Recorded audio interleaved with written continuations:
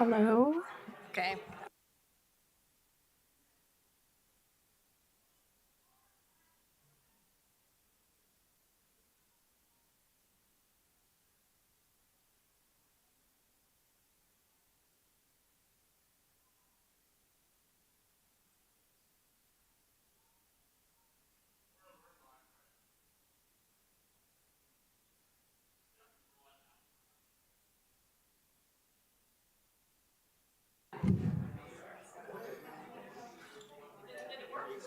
I think so. Can you hear me? Test, test, test. All right.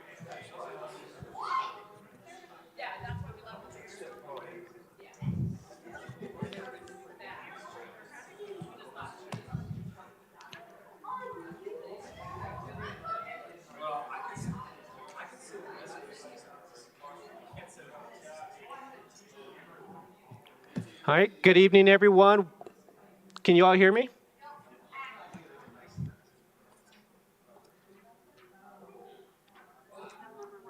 We good, Jim? No, not yet.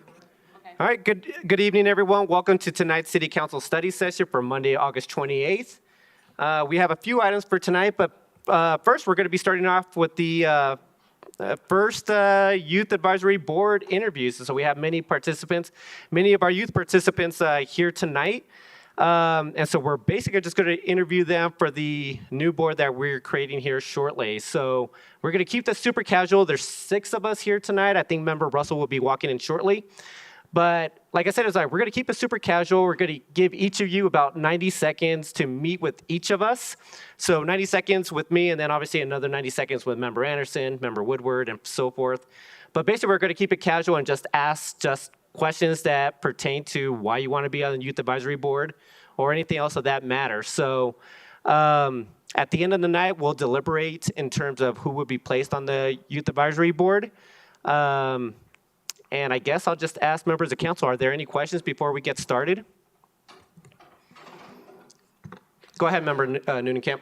Mayor, who is keeping time for us? Good question. City clerk? We'll have our deputy city clerk, Harkness, keep time of 90 seconds for each participant. Great, thank you. All right, perfect. All right, so I guess the best way to do this, since there's 6 council members, if we could have the youth members that are interviewing, the ones in the front row. We have how many in the front row? We have 4 in the front row, and then 5 and 6. I thought I saw, yep. Can I get you two will have you wait with City Manager Lewis. And then we'll have you come up here in a second. So basically the way it's going to work is we're going to do basically a snake format here.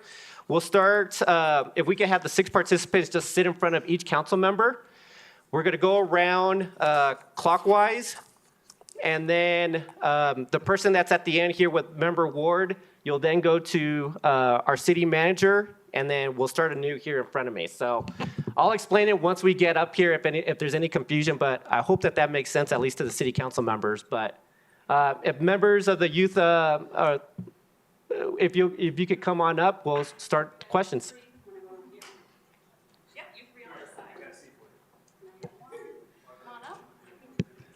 Mayor? If you want to come sit with Mr. Woodward, just come around.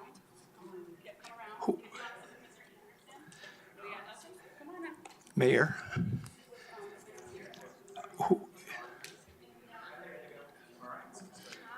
Hi. My name is Jim Woodward.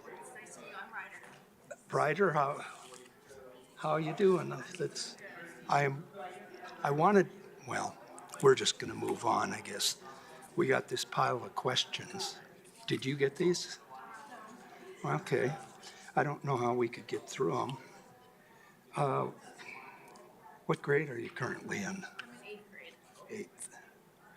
And what do you like most about school? I like the community experience. So I guess just being with people who understand.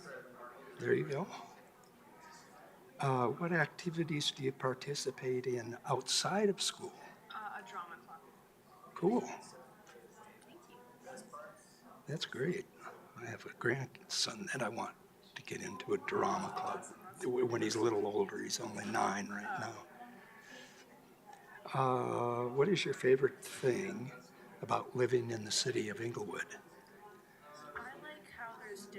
aspects of the city. Like, it's not all just rolling suburbs. It's also seeing art, like graffiti art on the street. There's a lot of different pieces of it that I think you couldn't get anywhere else.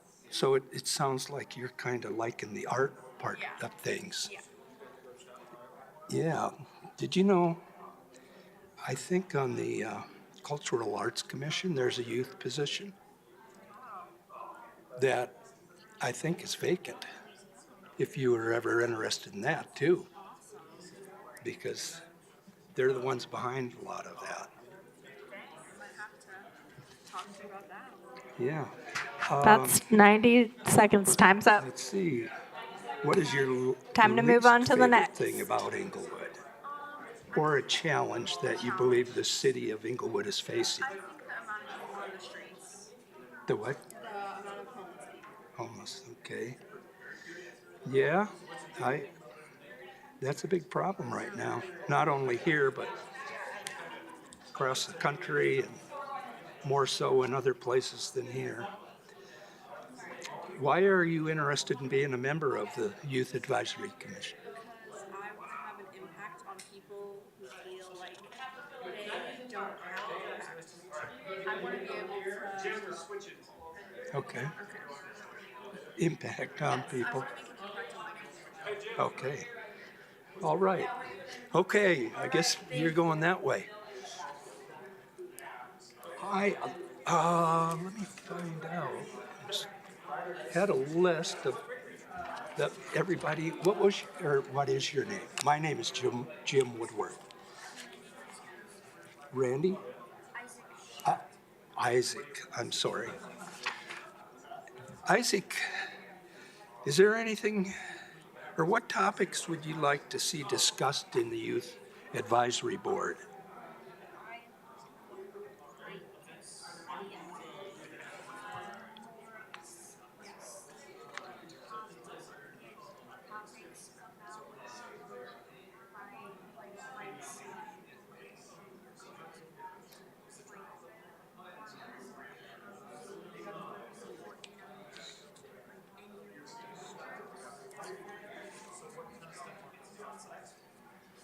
Can you talk just a little bit louder? I'm hard of hearing. I've got hearing aids in, so I don't hear real well.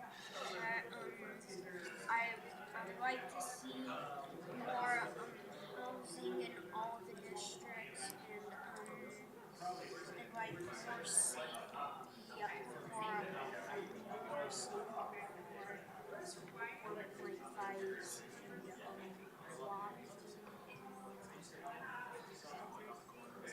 Biking and housing and, okay.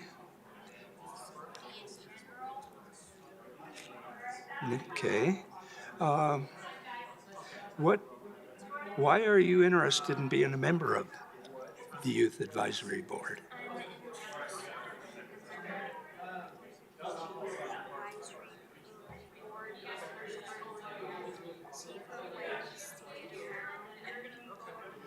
Okay.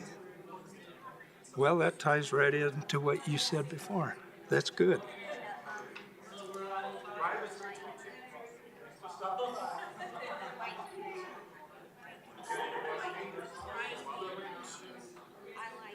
me and my mom bike or walk here, but we drove here because it's really busy in a Walmart and my mom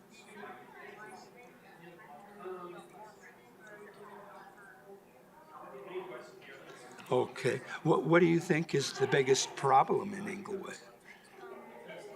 the biggest problem in England is the fact that we have way more cars than anything else. Too many cars. Okay. Cars and not enough houses.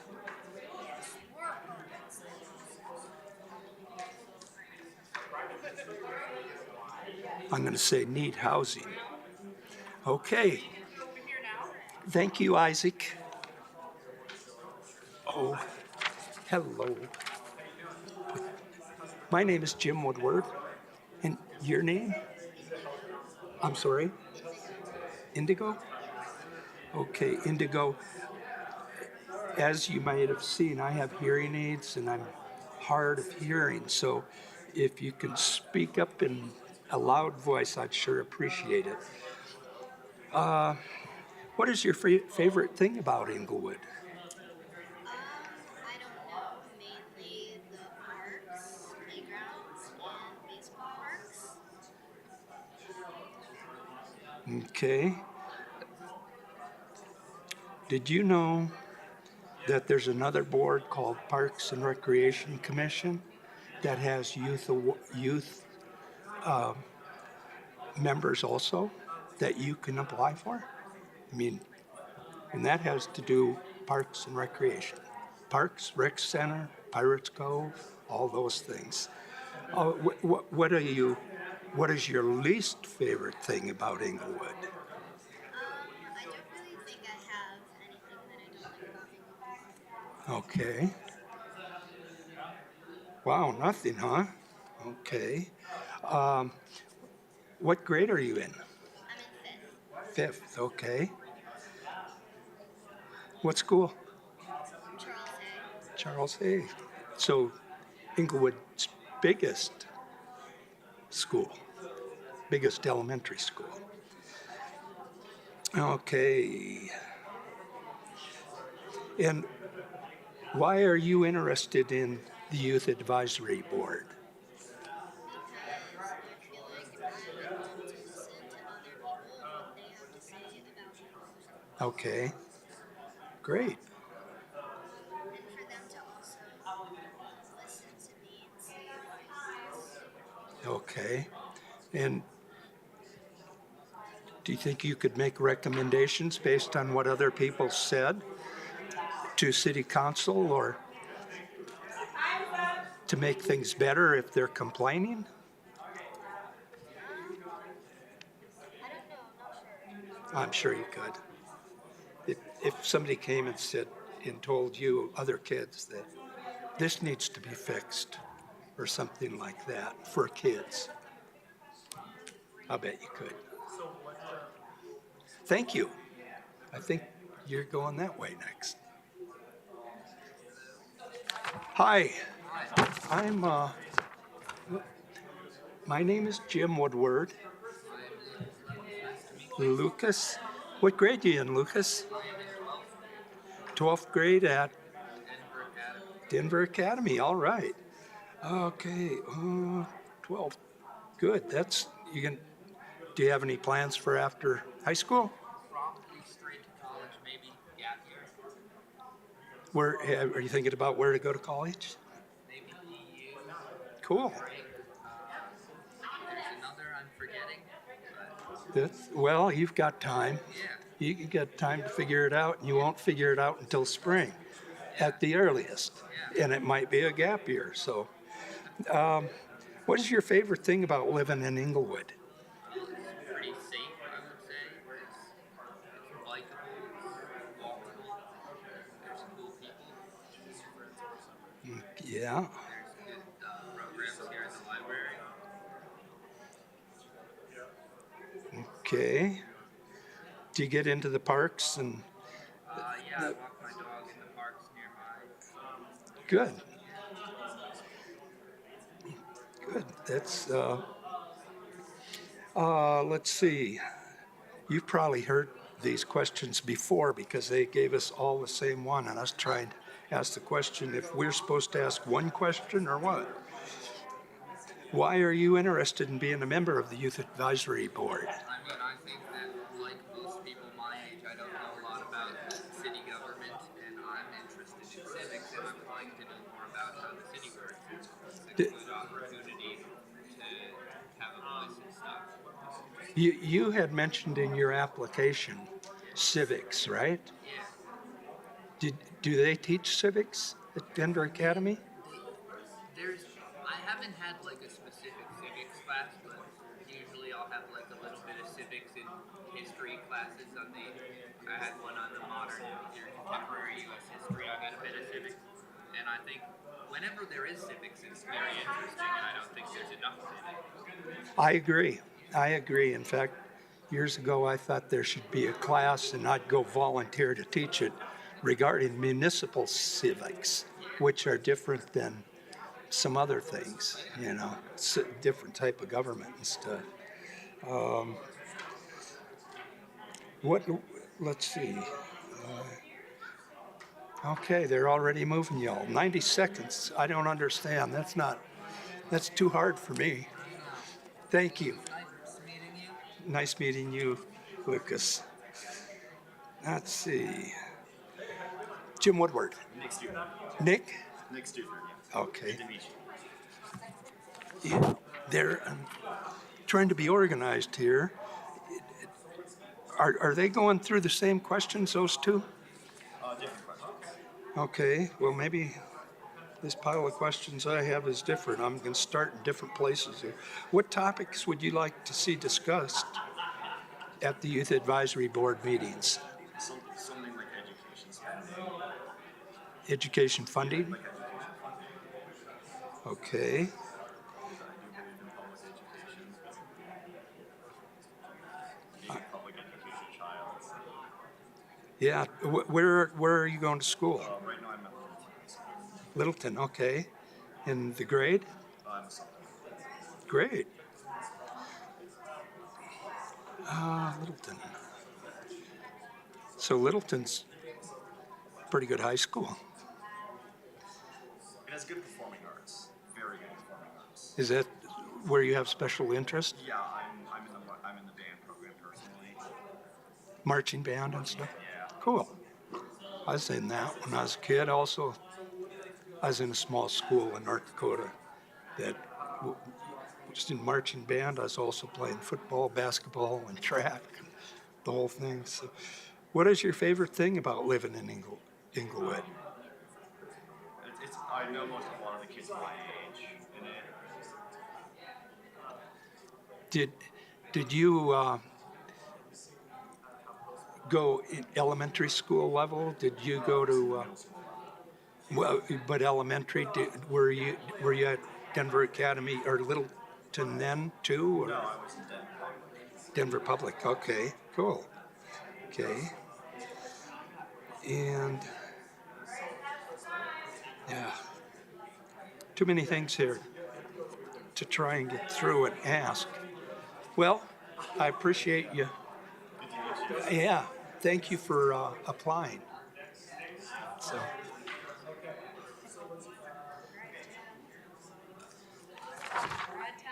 Okay. Okay. Your name is Dutch, right? I knew that. Okay, Dutch, I'm going to start at the bottom and work my way up here. See if you've heard any of these questions. Is there anything, oh wait, not that one. What topics would you like to see discussed on a youth advisory board? And see, I have hearing aids, so kind of speak up, will you please? You don't have to yell at me, but just talk loud. What topics would you like to see discussed? I would like to see, like, keeping the old style, like, like the stained glass instead of, like, the pointy tips of the houses, stuff like square houses. Okay. Okay. So, old style housing and any other issues, any things that would be for kids? I mean, for young people? We should, like, get houses for the homeless people because, like, so kids could ride their bikes wherever they want. Yeah. So housing for homeless and So we don't, like, get attacked or something.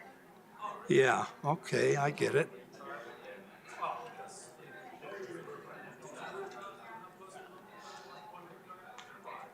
Old style housing home, okay. What is your favorite thing about living in Inglewood? I like the restaurants, like Freddy's. I like playing soccer. Like they have good coaches here.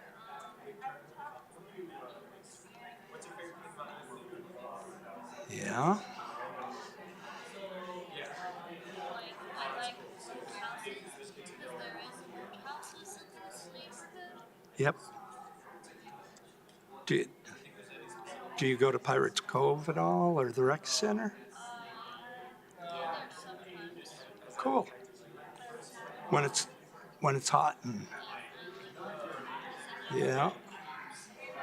Usually go to like 7-Eleven and get Slurpee, but most of the time I could go to ice cream shops. Okay. Very good. Thanks, Dutch.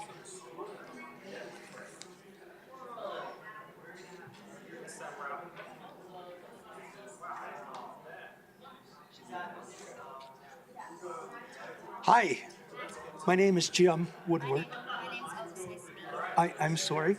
My name's Oaks. Nice to meet you. Okay. As you can see, I wear hearing aids, so I don't hear real good. So please feel free. You don't have to yell at me or anything, but speak loud, okay? What activities do you participate in outside of school? I like to do soccer and baseball. Soccer and baseball. Okay. With Pirates Youth Sports? Cool. That's a good group. Okay, and what grade are you in? I just started 6th grade. Sixth grade? What school? I just started Inglewood Leadership Academy. Which academy? Inglewood Leadership. Oh, ELA. That's great. That's probably, in my opinion, which doesn't count on schools, but that's probably the best school in Inglewood.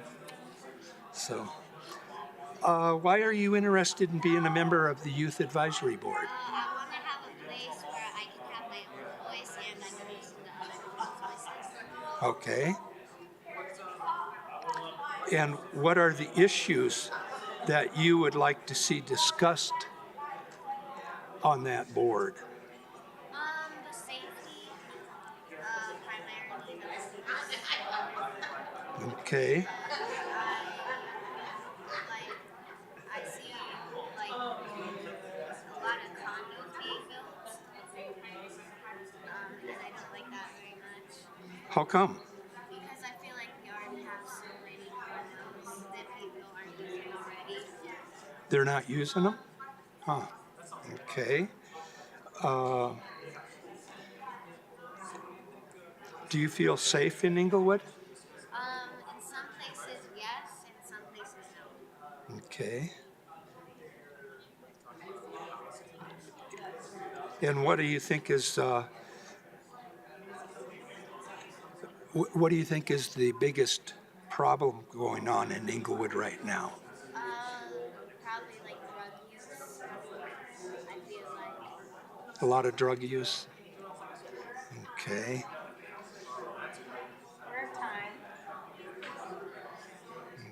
Okay. They don't give us much time, do they?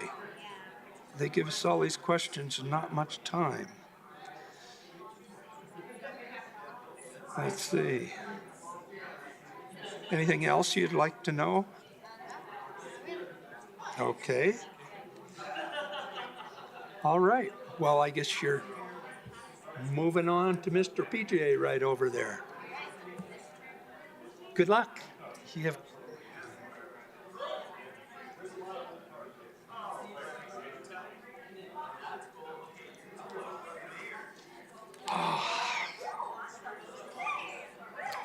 Let's see, that was Dutch. Oh, no, that wasn't Dutch.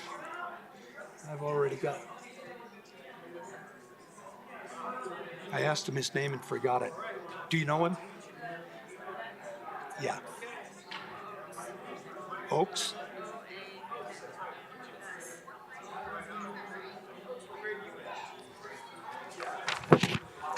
That's crazy.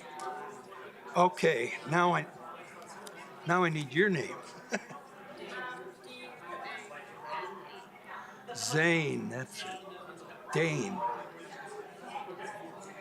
Dane, like Danish, like Dutch, except being a brother. Okay, what grade you in, Dane? And where are you at? What grade are you, or where are you going to school?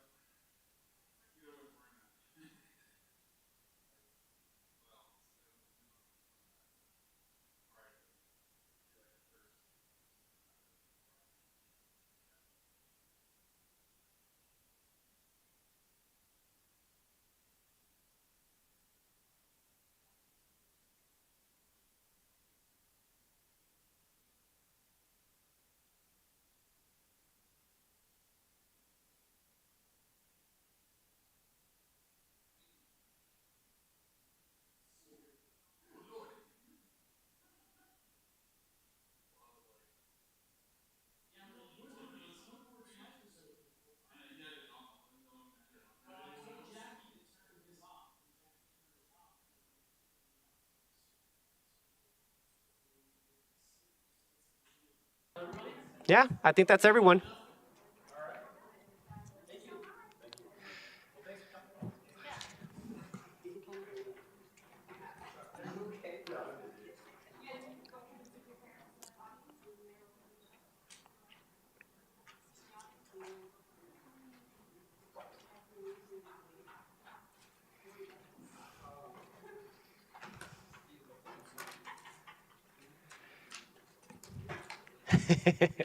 All right, everyone. Are you guys able to hear me? So thank you very much for making it tonight. Thank you for working with us. Obviously, this is the first time that we've done this.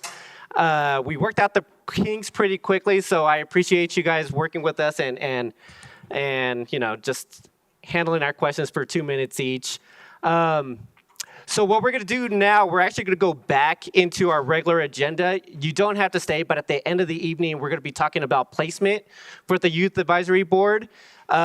You'll be receiving a call from the city clerk, possibly sometime this week or maybe next week. Actually, we didn't talk about that process, but we're not making decisions.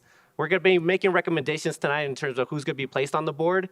And then next week, we're going to be officially voting on it on Tuesday night after Labor Day about placement for the Youth Advisory Board. So you should expect to hear back from our city clerk sometime this week as well as next week in terms of placement. So any questions from members of council in terms of the process? Anything about tonight, anything that we got to work out in terms of how we held these Youth Advisory Board interviews? Go ahead, Member Noonekamp. Well, I want to say thank you to everyone who applied and who came tonight. We have so many bright young people who are excited to be part of the community, who had really substantive recommendations for the city, so I'm super excited to see that happen. My only recommendation is I would have liked more time to talk with all of them. That went really fast, and we are quite ahead of schedule, so I think we could have slowed it down a little bit. But that's my recommendation for next time. Thank you so much, Member Noonekamp. Anyone else? I agree with all of that. Go ahead, Mayor Pro Tem. I think one of the questions that's still outstanding is the structure of the board itself. We had talked when we were forming the board about potentially separating by age groups, and I talked to some of the older kids. I didn't really talk to the younger kids about this, but some of the older applicants said that they weren't too concerned about working with both groups, but that might be something we also might want to discuss at some point. Sure. City Manager Lewis or Deputy City Manager Dodd, do we want to talk about that real quick, or any thoughts about separating the age groups or thoughts on that? We certainly could and would really appreciate council direction on this, but I think our initial thought was that it would meet together, but that we potentially would have breakouts based on age groups, so that if, for example, the library was doing a presentation, they would all hear it, they would all have a chance to react to it, but then maybe there would be breakout discussions after the fact based on age. Thank you. Any other questions? No, I was really pleased with obviously just the knowledge of what you want to bring to the board itself. I actually don't have concerns about just having everyone within a group, because it does sound like everyone had an interest that actually surprised me in terms of how engaged they are with the city already and what it is that they want to change. So I'm looking forward to some of the recommendations that this Youth Advisory Board has for us and for the different departments within the city. Sounds like many of them are very eager to learn about what the city does overall, what we do overall. And so I think that this is going to be, I definitely see some positives coming from this Youth Advisory Board. So again, I do appreciate you guys volunteering and looking to be engaged with the city. As I stated, that you'll probably be hearing from someone within the city by sometime this week. So again, thank you very much for your time today.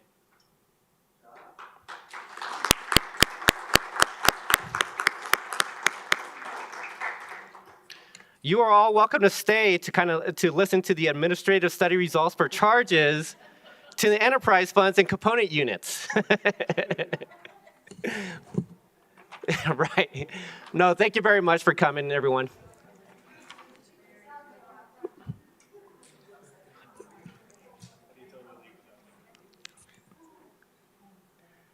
Sorry for that, Director Loh, but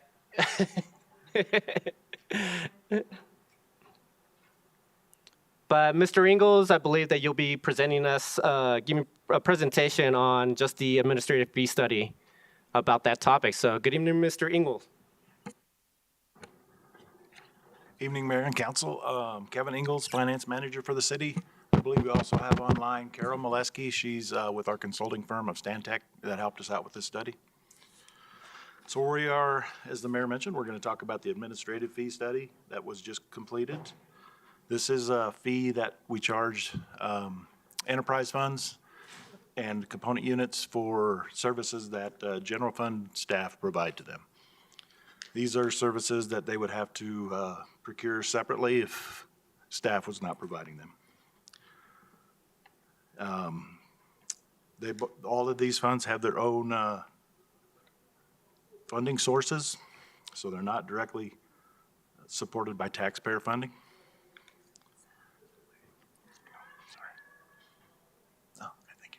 Thank you. So we interviewed all the city departments and identified the tasks that their staff provide to these enterprise and component unit funds.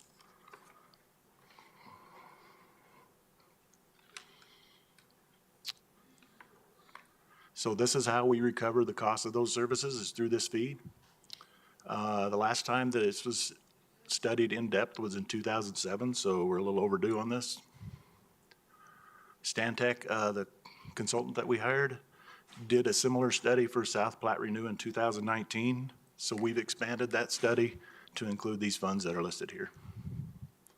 Those are all the enterprise funds for the city and the component units and South Platte Renew. Now I'm going to turn it over to Carol. She's going to go through some of the process and how we built up the model to identify this fee. I think we have Carol, right? There we go. Hi, Carol, you're on.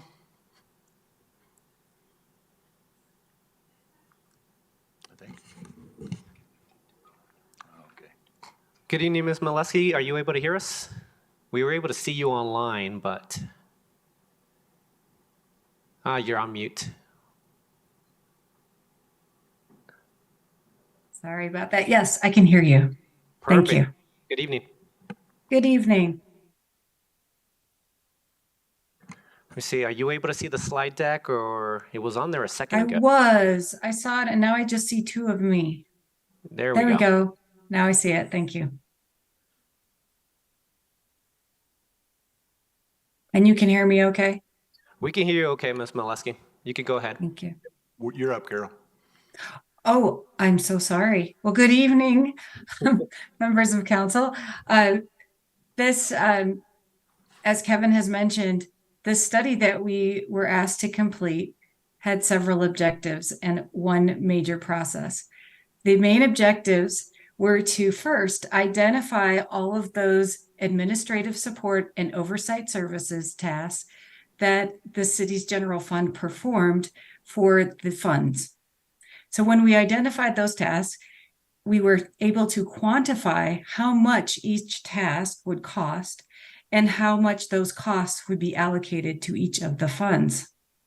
The process that we followed was to build up the cost. So we didn't start from the budget. We started by building up how much each task would cost by looking at the task, the employees that were doing and performing the services, what their salaries were, their raw salaries, and then how much that total service cost.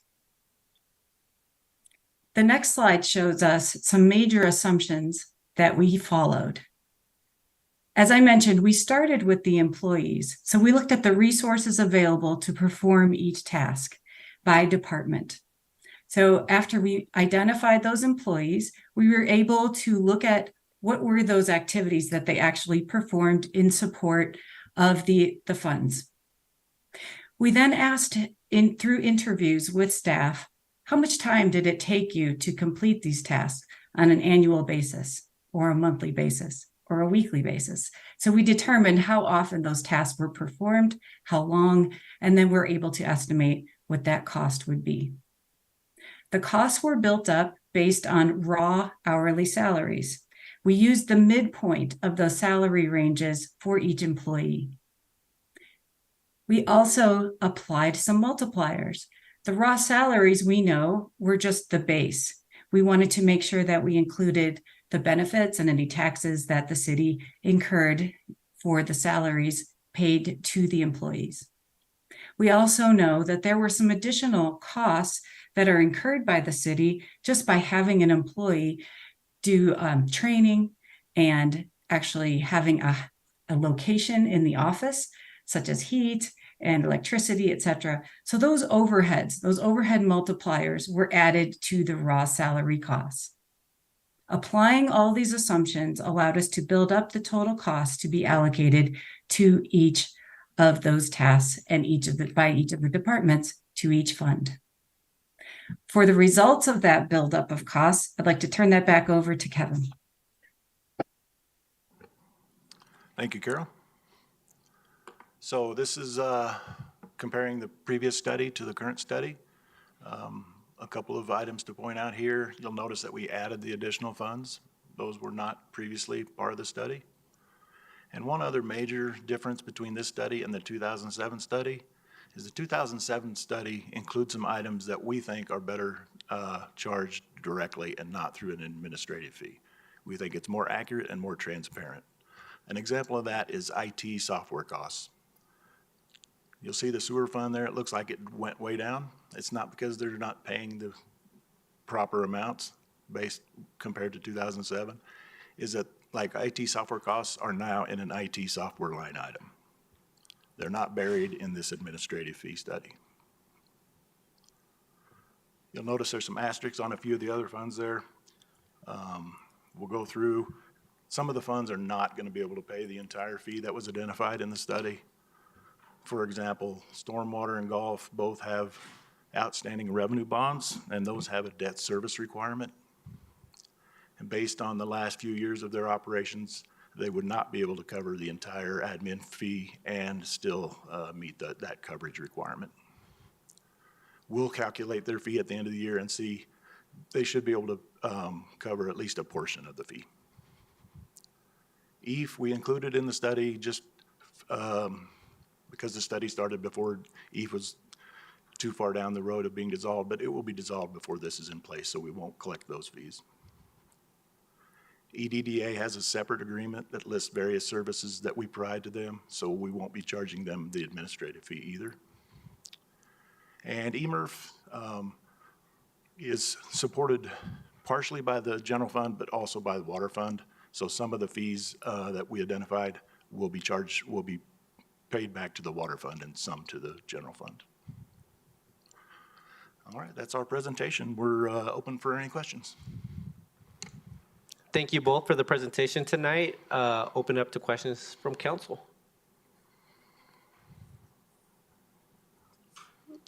Go ahead, Member Russell. Thank you. So how have we been doing these for so long, really for no charge, correct? For the funds that weren't listed, they were not being charged a fee. Some because they couldn't afford it, like we mentioned on a couple of them. I don't know the reason. The others, this was 2007, and I don't know why some of the other funds weren't included. So if this administrative fee is going to come out of the general fund? It's a revenue for the general fund. Oh, it's revenue for the And general it's an fund? expense for the enterprise and. Oh, the components. enterprise, but won't the enterprise funds have to charge ratepayers more to pay this fee? I mean, it is a cost of them doing business, so it's just like office supplies. It's something they would have to buy externally if staff wasn't providing it. So yes, it could impact fees. Okay, thank you. Mayor Pro Tem? I share a concern similar to the one that Member Russell just hinted at, which is we're performing these activities out of the general fund right now and getting along just fine. And now we're talking about charging the enterprises for these services that are performed through our general fund currently and increasing rates. That smells like a tax to me. I know it's not by definition a tax, but it smells like a tax. And I don't like things that smell like taxes, and a lot of my voters don't like things that smell like taxes. So, especially when they're charged in the form of a fee. So I have a little bit of heartburn over this one. I appreciate the study and looking into how this actually works. I'm concerned that this might not be the right time, and I don't see the numbers compelling me to act in this direction. So that's where I'm coming from tonight. Member Anderson and then Member Kolnick. I guess my question is, if we were to perform services for the enterprise funds for free, would we put those enterprise funds at risk in any way? Potentially, if we were providing more than 10% of, yeah, it could be a Tabor issue. And if you're not even tracking that, then you don't even know. You know, if somebody audited us and found out that we were subsidizing our enterprise funds, that could put our enterprise funds at risk and the ability for those enterprise funds to ultimately raise money. It could be. I mean, Tabor's complicated, but yes, Yeah. it certainly could be. That's what I think. to me, this is an account, this, if I'm understanding correctly, this is a proper accounting issue. We're trying to figure out who's spending the money, where it's coming from, and we want to charge those fees back to the enterprise funds because they have to be distinct from our general fund in order to maintain that status. So, I mean, it makes perfect sense, so I appreciate the study. Member Kolnick? Okay. Is there any, during your study, did you get a sense of if this administrative fee was charged, what percentage any individual customer or just their revenue would have to increase to accommodate this fee? We didn't go into that depth. Water and sewer funds are charged the fee now. They have been all along. Okay. We just added the additional other enterprise funds and component units to this study. Okay. So it That might be should helpful not to be a understand. significant, Yeah, impact. maybe Sean, you can comment to it. Oh, I know, okay. That might be a helpful next step because I don't really understand the magnitude of impact this will have on any one of these enterprise funds, like how acutely each of our constituents will feel this fee on their day-to-day part of this stuff. And I guess maybe mechanically, is there any way to subsidize any of these enterprise funds if either they can't pay it or that impact would be significant? Well, and that's likely to happen with the golf course fund and the stormwater fund. They're not likely to be able to pay this entire fee. Okay. So that would be the general fund subsidizing them for these services. So how would you do that legally? Well, we have to be careful, once again, with the 10%, that we don't subsidize them more than 10% of the revenue. But as long as it's under the 10%, it's not an issue legally. Okay. So you called out golf specifically. Do you know, like, this would be a doubling of the course fee, or? No, their revenue is around $2 million a year, so this is like 10% of their revenue. So Okay. it's close to that Tabor limit, so we'll have to watch them. Okay. Sorry. But they're a little different than the other enterprise funds, and you can't just raise golf fees as high as you want because people won't show up, but. Maybe.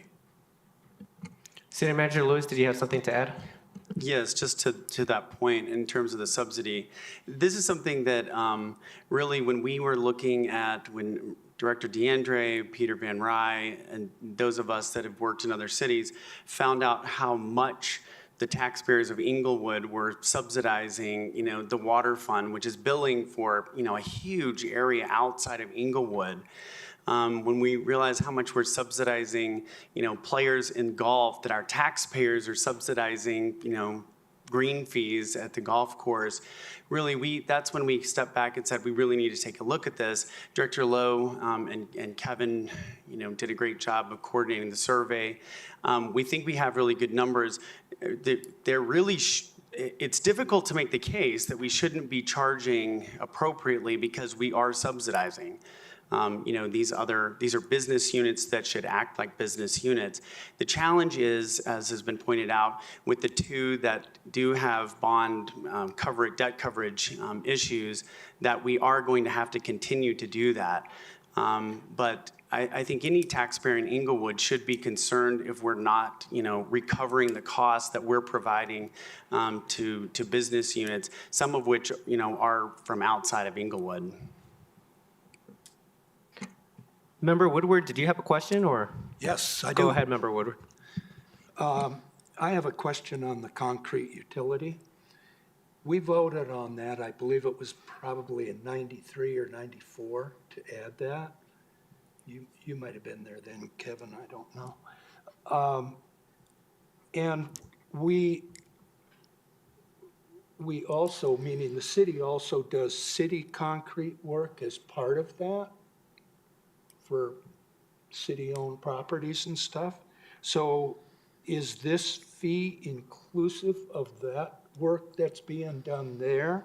And I would be real interested in seeing what that ballot question was when we approved, the citizens in Inglewood approved the concrete utility. So for the city portion, the city square feet of concrete, that is a revenue for the concrete utility fund. That comes out of our road and bridge funding. Okay, I don't know the ballot issue. We'll have to research and see if there's anything in there. yeah, I'd be very interested because prior to that, each individual homeowner or owner of the property was responsible for replacing concrete. That's my main question with that, I guess. Thank you. Member Anderson? Thank you, Mayor. So it sounds like this is gonna ultimately be a two-step process. We're gonna increase the fees, the city's charging the enterprise funds, and then when we do fee and rate analysis, they're going to have to take these new costs into consideration before they, make sure that they're well-funded by rate and fees. Is that correct? It'll become part of their operating costs. Okay, so we would anticipate sometime down the road that this may make it into their analysis on the fees. What is the timeline on that? When do we consider, I know we do an annual fee rate and fee study or increases. When does that usually come? I think it varies depending on the fund and what fee. I know water and sewer have had recent ones. Stormwater had one, I believe, in 2019, a rate study, so they maybe do again. I'm not sure how frequent. It's kind of up to the department on what because they know what projects they have coming up and what they I need to think that cover. was a 5-year study in 2019, but we can check on that. Okay, thank you. Thank you, Mayor. Mayor Pro Tem and then Member Noonan-Camp. I'm going to go back to the golf course fund discussion. I have to admit I'm a little disturbed by this in that, a $222,000 administrative fee charge that is arguably justified based on what we're hearing tonight could render the golf course insolvent, according to what we're being told. Yes, could, potentially. Their margins are very narrow. Sounds like we might need to have a larger discussion on that. And the same thing with stormwater, the difference being that there's potentially some projects that we could move around on that, some things that we might be able to do differently, I don't know for sure, but the same situation exists there, except that our residents have already seen significant rate pressure on stormwater, which is one of my concerns I'll reiterate now, but that's all I have on that. Thank you, Mayor Pro Tem. Member Noonan-Camp. Thank you for the presentation and the study. You mentioned that table restrictions say that we can't subsidize them for more than 10% of their operating costs, I'm assuming. Does this study and these fees, do they get us to 0%, or is there still a margin of subsidy there? So, once again, tabor's complicated. We're assuming that this is us, when we subsidize them, that we're supporting them, and they can't receive more than 10% of, technically it's called revenue, from other state or local governments. So that's where we could jeopardize their enterprise fund standing. I'm sorry, did that get to your? So does this mean if they pay these fees, there's no subsidizing at all, or is there still some? No, if they were able to pay the full fee, we would not be subsidizing. We would be at a 0. Okay, thank you.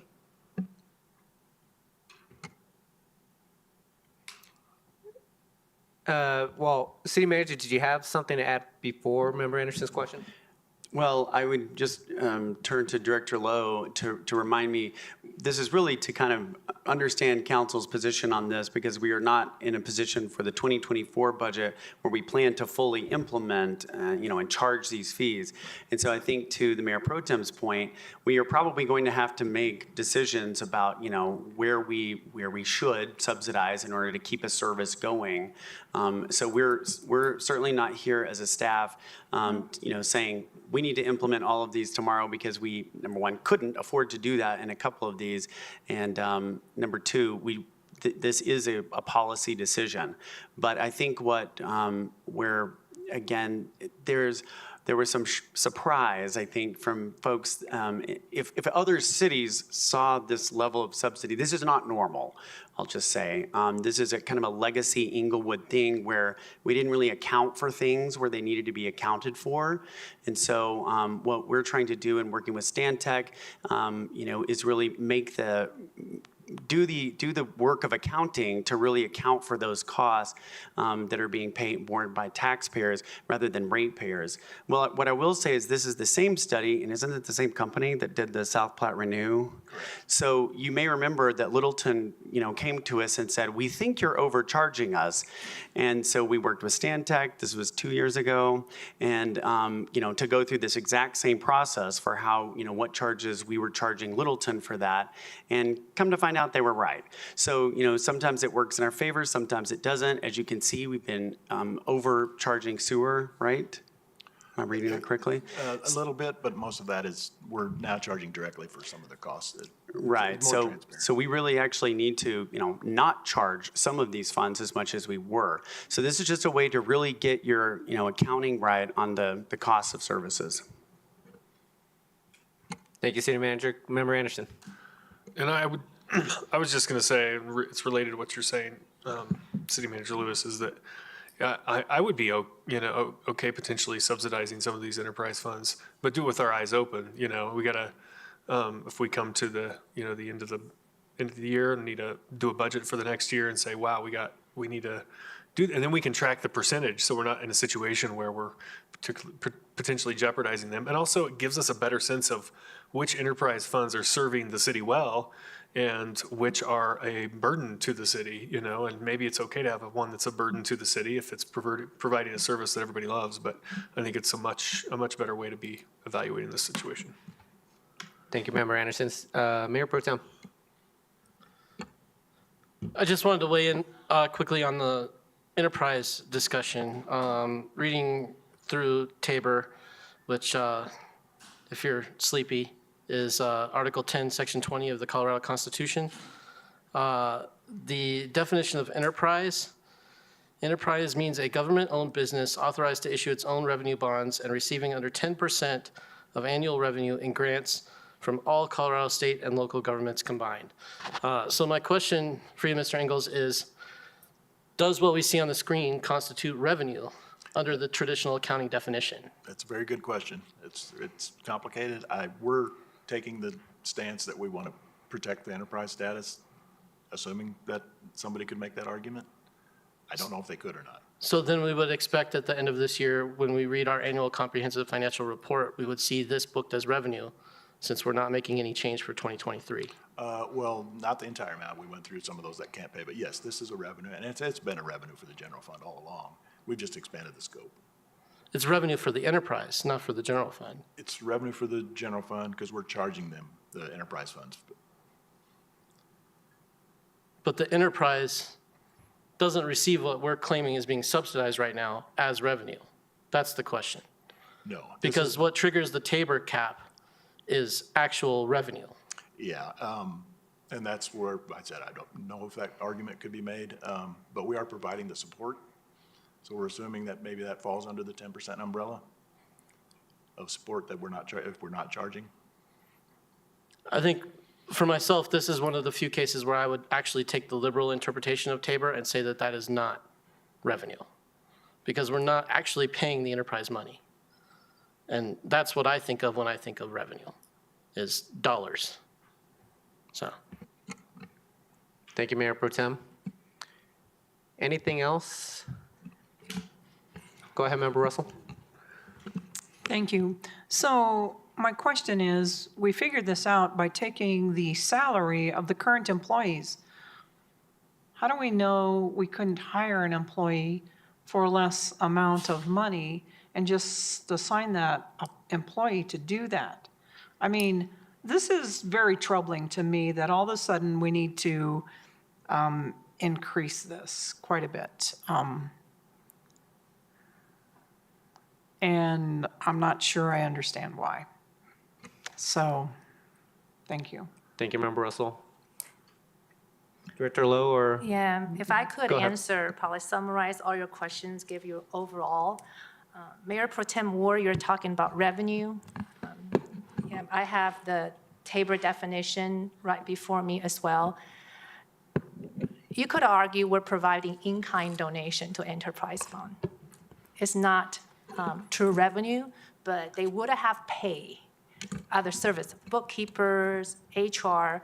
So accounting term is in-kind, just like EDDA, definitely. Our services are included in the agreement. So I will probably give you that perspective. It's not revenue, but in-kind revenue is it's term, an accounting term, but if you record in-kind revenue, you record in-kind expenditures as well. But take a look at this study was done in 2007, so which means we have not increased the water sewer water sewer charges since 2007, and even without CPI adjustments. So we actually charge too little to water sewer. So we are not passing the water sewer, the costs increase the rate during that time. We just did one CPI adjustment in 2022 last year. So we did a CPI from 2007 to 2020 to see what the aggregate CPI adjustment is. It's probably 35%. That's why we did a one-time adjustment. When you listen to my July financial report, you will see the intergovernmental charge, the service charges, why they increased so much. And after we did the study last year, we realized, oh, that CPI adjustment, one-time adjustment from 2007 to 2022 is too high. That's why we did the study and did a true-up and realized we need to decrease. So hopefully give you some perspective. It's not we keep increasing the rates for water, sewer because these services, because that has not been done for a long time. Member Anderson? Thank you, Mayor. I do find this subject interesting, so I'll follow up on Mayor Pro Tem's contention that maybe this doesn't constitute revenue. And maybe it doesn't, but if it is in-kind revenue, that means it's unrecorded revenue. And if that's something that we can get away with under Tabor, then it would make sense, if we wanted to subsidize the enterprise funds, then to take more stuff in-house and not record it as revenue if we could get away with that. So I think that that's something that could get us in trouble if we were audited in some situation that it turns out we're subsidizing but not recording that subsidy, and therefore, if we were brought to court over that, I think it could risk those enterprise funds. But I would rather it be charged to the people who are utilizing, directly to the people who are utilizing the service. The taxes should be collected for, general fund city purposes, and fees and rates for the different services we should provide should be collected to pay for those services within the enterprise fund. So either way, I think it's just a better way of doing it. And I'll stop there. Member Russell? Thank you. So traditionally, do most cities do all of the bookkeeping and things for the enterprise funds? Or do any cities have totally independent enterprise funds where the city doesn't do anything for them?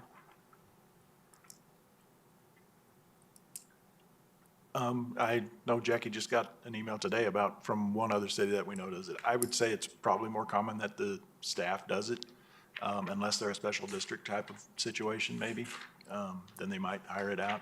And some cities hire services,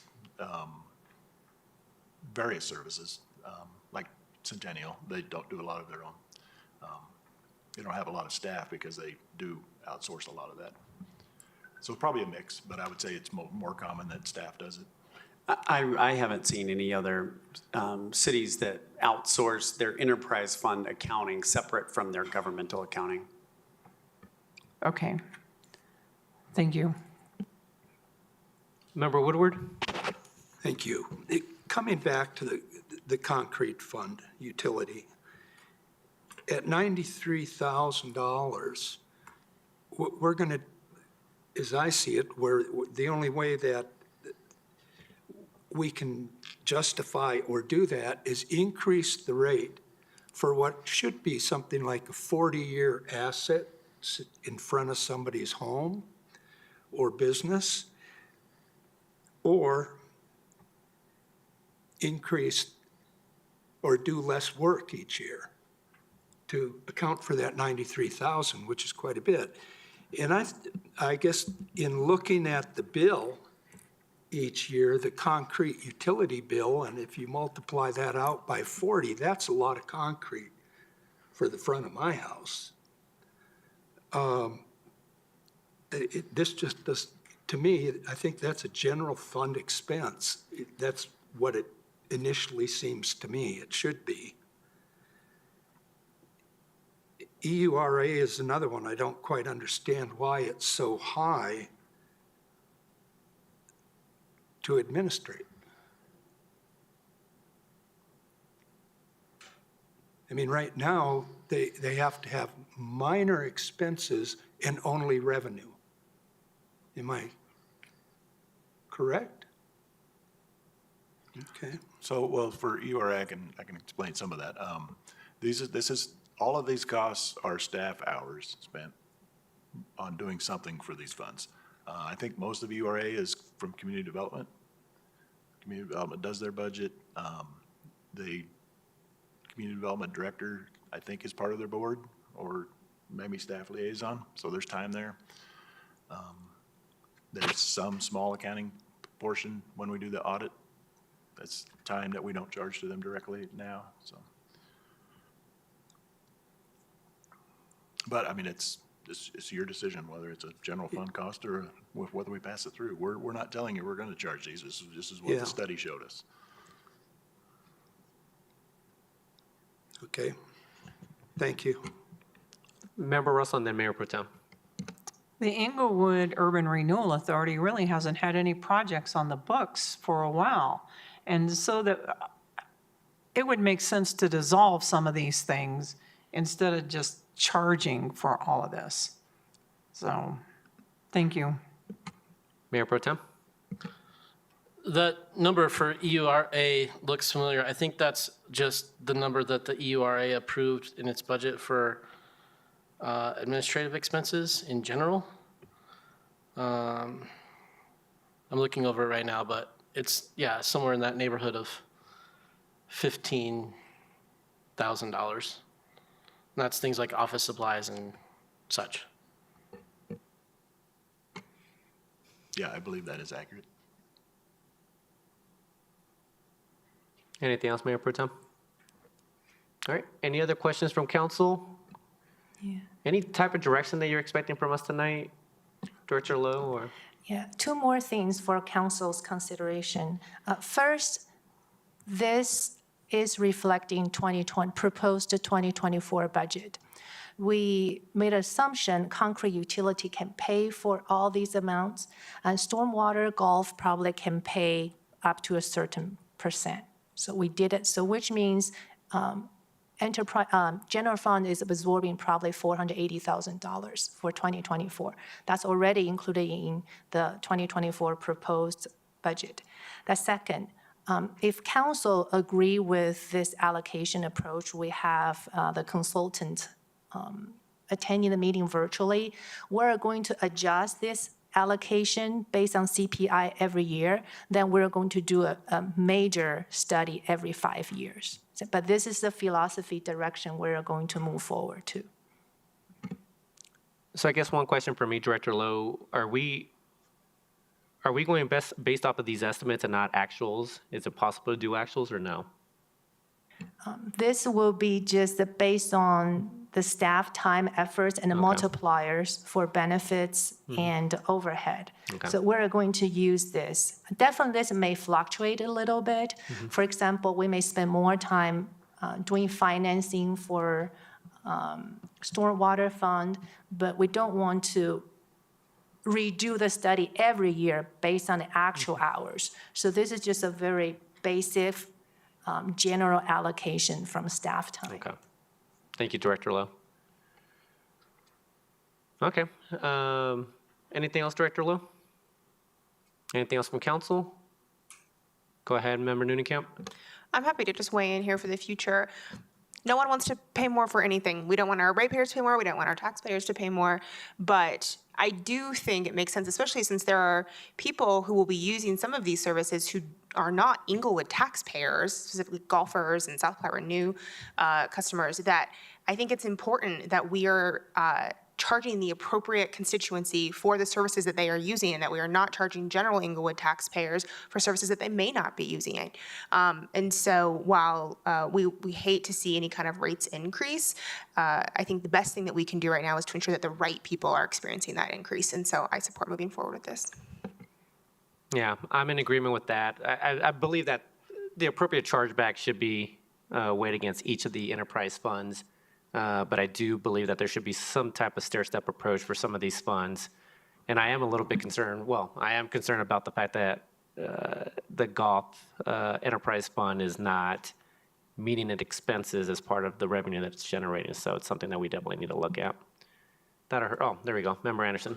I would just weigh into that if, the way I would like to do this, if we need to subsidize these, is make a direct grant back to them through, maybe it's from our unassigned fund balance or something like that. But if we say this, the golf can't support that, then let's just do it and say, okay, we know that we need to transfer this much money directly into that fund in order for them to, pay us back on the flip side. But we know where that money's coming from and what it's doing, and then we can evaluate whether that particular enterprise fund needs to tighten its belt, change its operations, become more efficient in order to meet that, meet those goals, however it can get there over time. Director Loh? I thank you for your input. I definitely will look into that. With the stormwater, we know they probably have a difficult time to pay for the entire amount in the following probably 2 years. But after that, I feel they will probably have more capacity to pay for the services. Sounds good. City Manager? If I could, because Member Anderson reminded me of something, because I know we have plenty of golf staff that are watching this discussion. And just to be clear, as a staff team, we are not recommending that we ask the golf course to bear all of those costs. And I think, we've heard some of that echoed by council. And so I think it'll be an ongoing discussion with you all, to continue, this discussion of how much we want to do, what the process for that is. But I appreciate that we, are trying to get to a clear accounting of all of these funds. The one other thing that hasn't been mentioned, but I tried to ineloquently at first, is that because we bill so many customers outside of Inglewood, our utility billing, some of those costs that were services provided to utility billing and specifically are being borne by Inglewood taxpayers that actually should be being borne by people in Centennial and Lone Tree and everywhere else that we are sending water bills to outside the city. So South Platte Renew is probably the most accurate because it's a pretty close to even split with Littleton on that. But for water and sewer, we are definitely subsidizing people outside of Inglewood for those bills. Mayor Pro Tem? I just have a council request for the city attorney to check on the Tabor analysis of what actually is revenue under Tabor. I'm not sure that may be one of the few remaining things that has not been adjudicated relative to Tabor. But I'd be curious if you are able to find any case law or anything else in Colorado law that refers to the actual definition of revenue. So I think that's what this package hinges on for me. Perfect. Anything else from members of council? And with that, we are back on track, everyone. We're going to take a 10-minute break, and it's 7:10. Thank you very much, Mr. Ingalls, Director Loh, and Ms. Molesky for the presentation tonight. Thank you, everyone.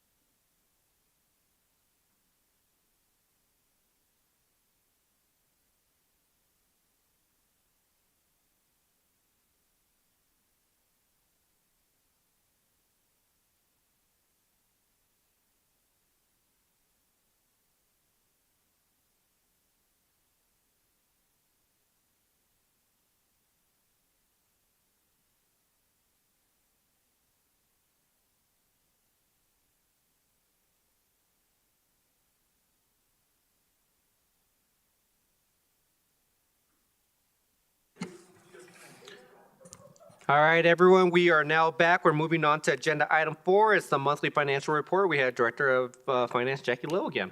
Good evening, Director. Good evening, Mayor and Council. I will review with you the 2023 July General Fund financials by revenues and expenditures. This is our revenue by each line item. Through July 2023, the City of Inglewood's general fund revenue totaled $41.2 million, the last line item, which is 64% of budgeted revenues, or $2.9 million higher than the same time last year. Total revenue year-to-date is tracking 7.7% higher than the same time last year. The property tax line item, through July 2023, the city has received $8.5 million in property taxes. Of the total, $5 million went to the general fund, $766,000 to EDDA, and the rest went to debt services. Another major line item is sales use taxes, third line item, total $25.3 million, which are 59% of the budgeted amount. The sales use tax revenue is $2 million higher than the same time last year.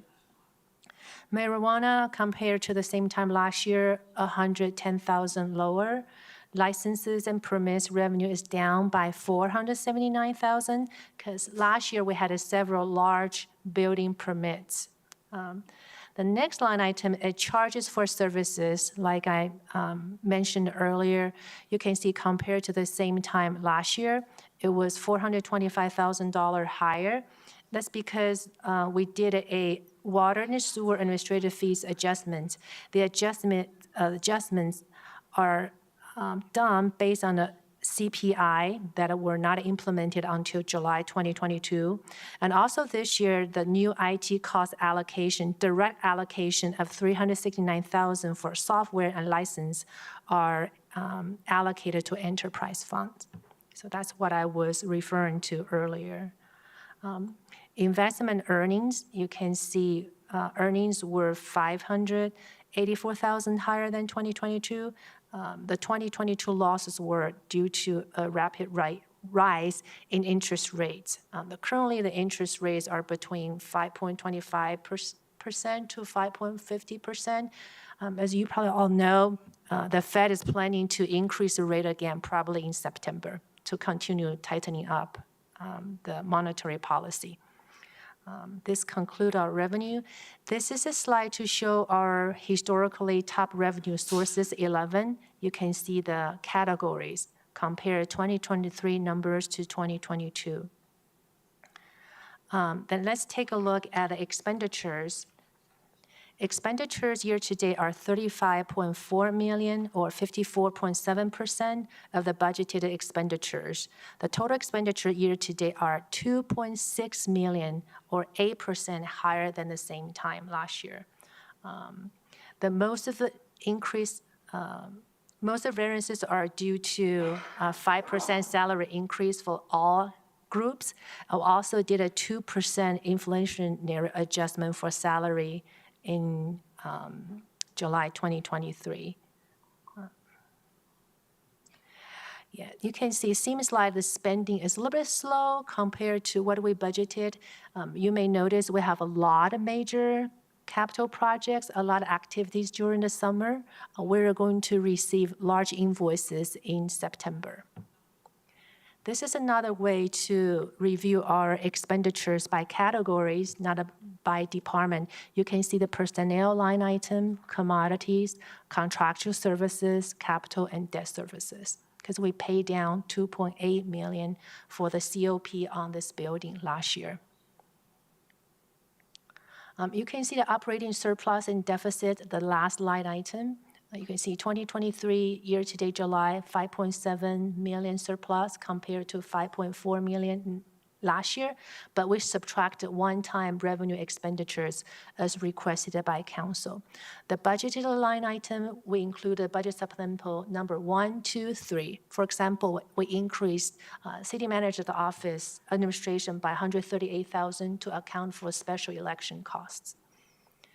This is a transfer out. You can see 2023, we transfer 138,000 from the Public Improvement Fund to General Fund for the debt services for the energy savings project on this building. We also transfer out $2.1 million for the Dartmouth Bridge project, also $60,000 for a new employee IT cost, and a $1 million for capital projects for 2023. The net general fund transfer out is $3 million. This is the general fund balance composition. You can see the net change in fund balance is about $2.6 million. That dollar amount include one-time revenue expenditures. So the estimated ending balance is probably $26 million. Then we also have a breakdown of the ending balance. 3% of revenue goes to Tabor, restricted by law, $2.1 million. Also, we have a later funds, the long-term asset reserve fund committed by council. So council can uncommit this amount, and this balance amount will go to unassigned fund balance. ARPA funding, we still have $360,000 need to be spent down, and the Bronco proceeds will have $1.1 million, but we allocated $670,000 to be spent down for 2023, and we're proposing probably one option for the remainder of the Bronco sales of Bronco Stadium is to pay for the farm train. We'll have a separate discussion on that.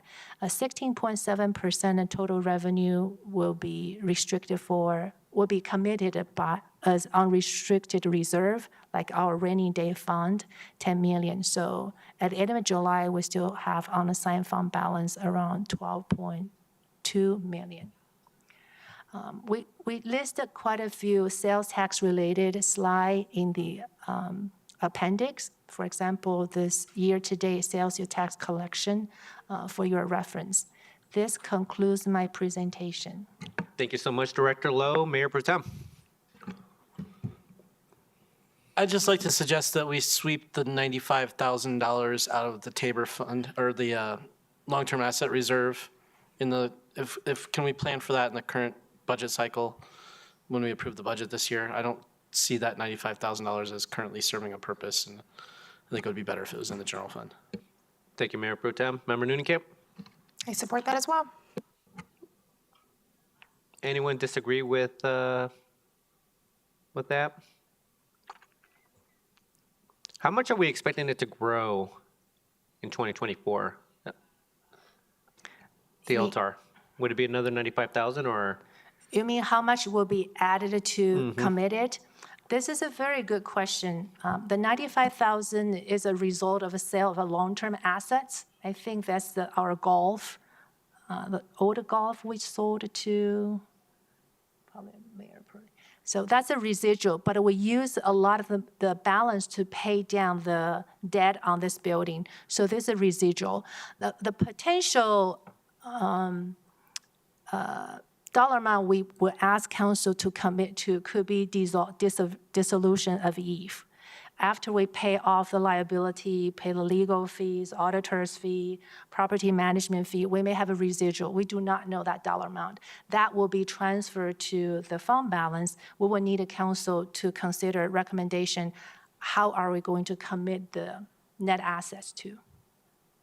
That's the upcoming I can see. So if we can make some decision to uncommit some of the net assets to unassigned fund balance, that will be helpful for future reporting purposes. Mayor Pro Tem.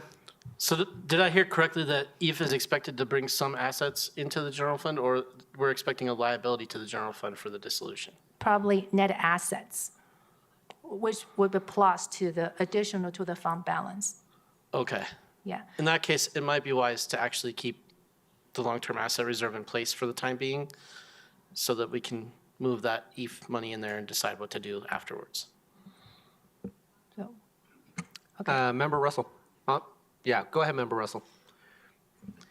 So when we sold that building, the fire training center, what did we do with that money? Very good question. We recorded that as a miscellaneous revenue in 2022, and we subtract that amount from the 2022 financial column. So why did that not get put into the ladder fund? It's a good question. We thought about that, but we were not quite sure if we want to uncommit the balance from the later. Yeah, we had a council request, and we responded to that particular question through a CRT. Okay, thank you. Member Kolnick and then Mayor Protem. Regarding our sales tax and just the area maps, I mean, there's quite a few of these that are going up, even our monthly comparison of sales tax revenues compared, or year-to-date compared to other years. Are we seeing generally a higher number of transactions in each of these districts? Or are we just seeing the value of each transaction being higher overall? This is a very good question we all try to figure out. Yeah. Are the sales, there's probably three reasons for the increases for sales taxes. First is the 0.3% increase, 3.5% to 3.8% through a voter's approval. That's the reason for the increase. That's just pure additional.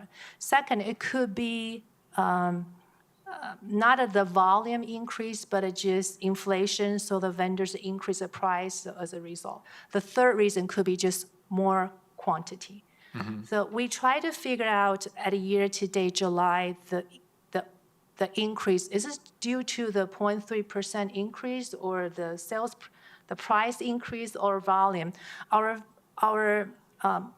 initial assessment is probably we are meeting at this last year sales tax rate, probably 1.28%, a little bit better than the same time last year. So we are maintaining at the same last year's level.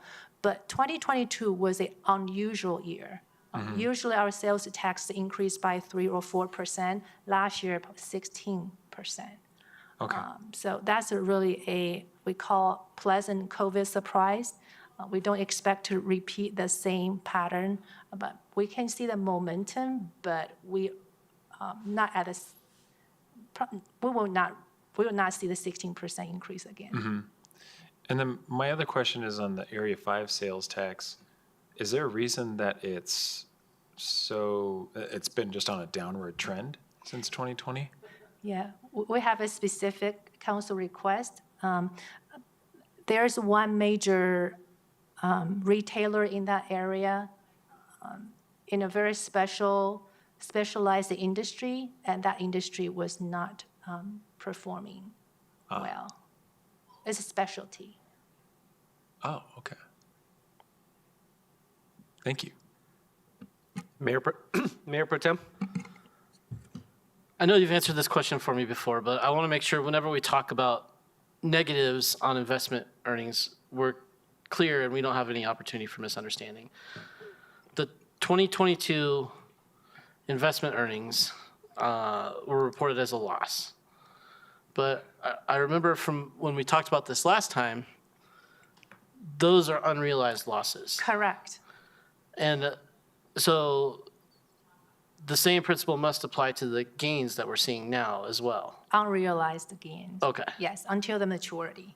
Okay. Yeah, but So- the yields are guaranteed. So on the vast majority of our investments, we're getting some sort of bond payout of 2 to 3% or whatever the low interest rate is on those Correct. bonds. Very low yield rate. Thank Yes.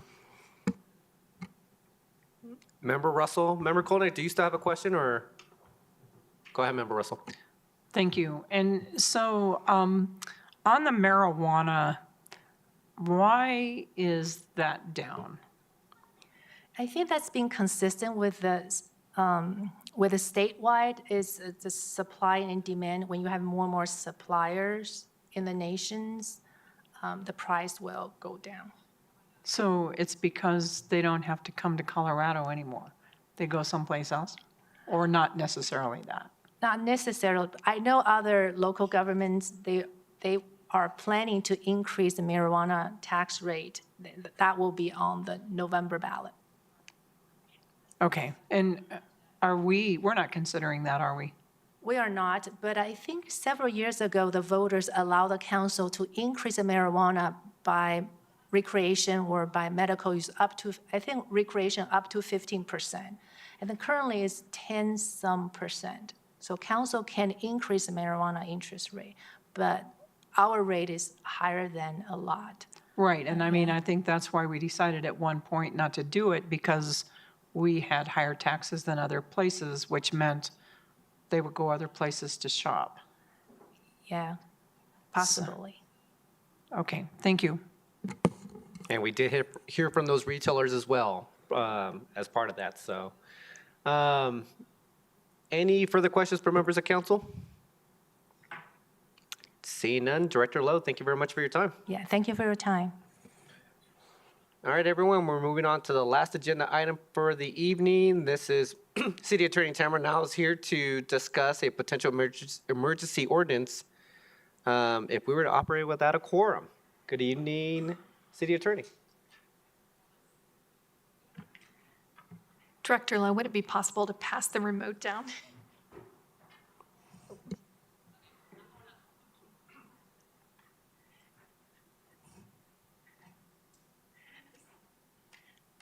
Mayor and members of the City Council, as you know, we do have a recall election scheduled on October 3rd that would consider the recall of 3 council members.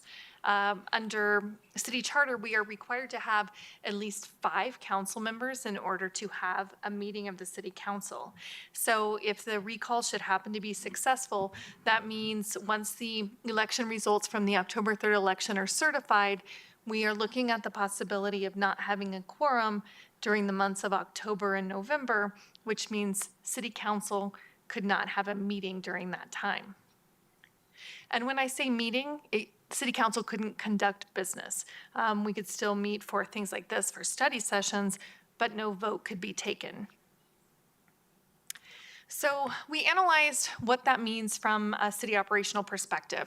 As you will see on the September upcoming agendas, we have packed agendas that are probably going to be much longer than normal because we want to make sure that we are bringing all the business that we know that would normally come to you in October and November.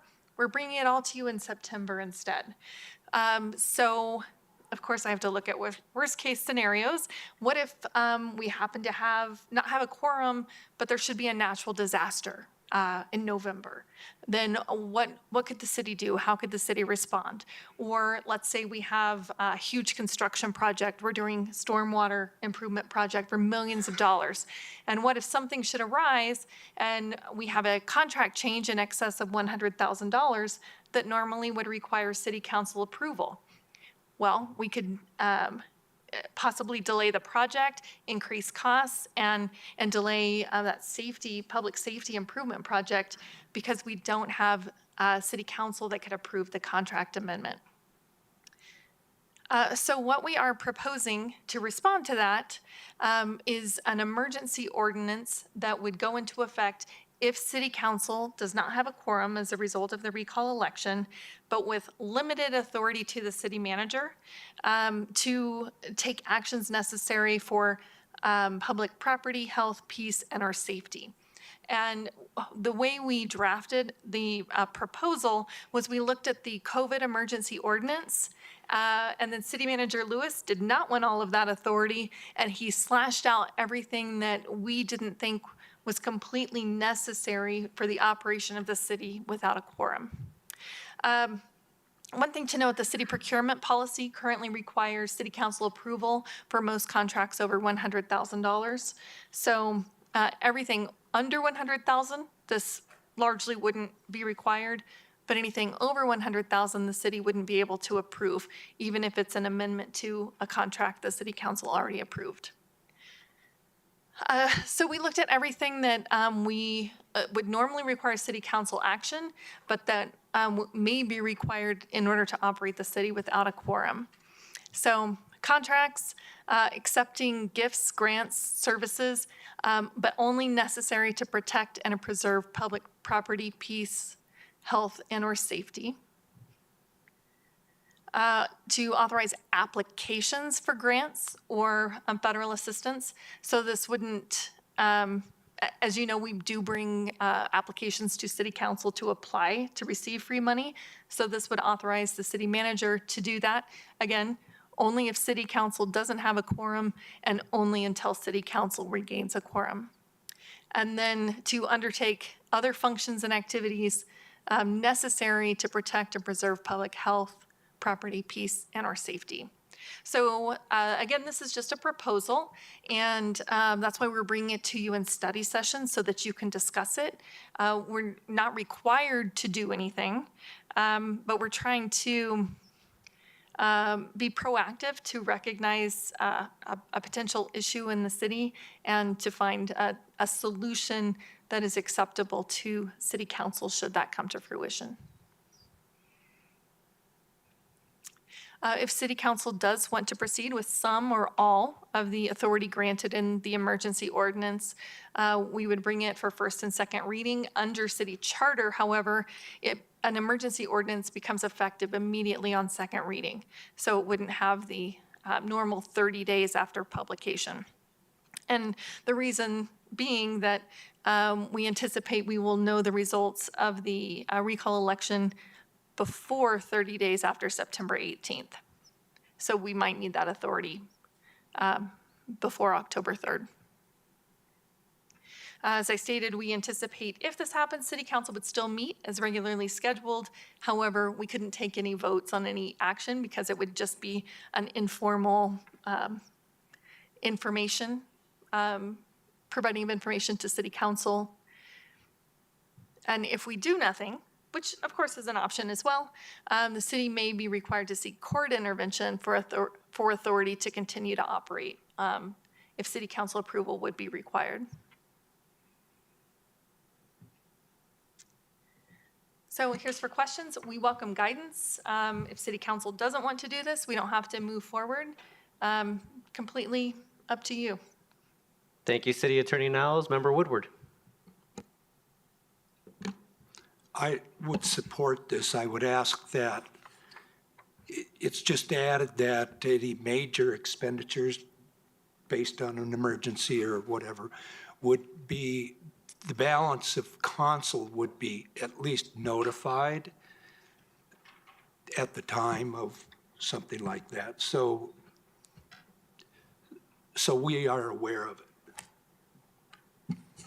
Thank you, But Member otherwise, Woodward. I'm in support of this. Thank you. You are in support, Member Woodward? Is that what you stated? And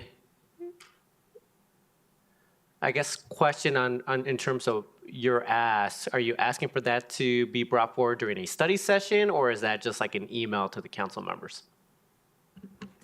I would say an email or a phone call. I think I've found the city manager, if we needed to know something right away, he's on the phone. So, Thank you. I mean, either way. All right, thank you, Member Woodward. Not sure who was first over here. Point at each other. We'll go Mayor Pro Tem and then Member Russell. My question is actually in regards to the legal authority to do something like this. You know, we have a charter that spells out our legal authority and the structure of government under which the city exists. We have some state precedent that I'm aware of just somewhat vaguely about legislative bodies abdicating their authority to other bodies. And my concern here is that in doing this, we may actually be acting outside of our authority, effectively empowering the manager with some or all of our legislative authority while we're unable to do it because of what our charter requires of us. What's your opinion on that? Well, to give you some background first, we analyzed quite a few potential options, and this was the one that has the most support under our charter and law that doesn't require us to file a lawsuit to get a court order. And we looked at both all the analysis that was done during COVID for the emergency ordinance, and then we read Charter Section 41, which is emergency ordinances necessary for the preservation of public property, health, peace, or safety. And that's why we wrote this, that this is an emergency ordinance to authorize action necessary, and then we mirrored the language of the emergency ordinance. We also wrote in there that the city manager shall report weekly to city council members any functions or activities that it that the city manager takes pursuant to this authority. And I think one response to say that this is an illegal delegation of your authority is that city council can take no action. It has no authority to take action at all without a quorum. So that would be my response, is that this is city council, when it has a quorum, taking action that then we will bring, once we have a quorum again, we will bring it back to city council for, again, formal approval. That would be my response. I'm curious about the judicial option. Keeping in mind the separation of powers, I would be much more comfortable getting this signed off or ordered by a judicial officer who has the authority to tell us what to do when the interpretation of the law is in question. Is that an option? Is there a method for us to preemptively ask for an order from the district court telling us what we should do? Well, I mean, there is a way to file for a declaratory judgment where the court will declare that this is the law. However, our research indicates that the law is unclear on this particular topic. So our second option is, if city council does not want to proceed with an ordinance like this, to proactively address it, that if an issue comes up, that we will file an emergency lawsuit and request an immediate order doing one of two things: either appointing somebody to city council to make sure we have a quorum, or to, by court order, lower the quorum requirements so that we can take action. In that case, if we do only have 4 council members, our charter does require a vote of 4 to adopt an ordinance, so everything would have to be unanimous in that case. We've went down quite a few different rabbit holes and analyzed pros and cons and what ifs, and ideally we won't need anything like this. But this was our best option based on our analysis. Thank you. Member Russell. Thank you, and I thank you for the presentation. The one thing that I know that we've already planned ahead and the agendas are going to be packed, I really would like to limit it even farther than this, to be able to act in the case of an emergency only. I mean, to undertake other functions, and some of those things, 2 months delay is not crippling.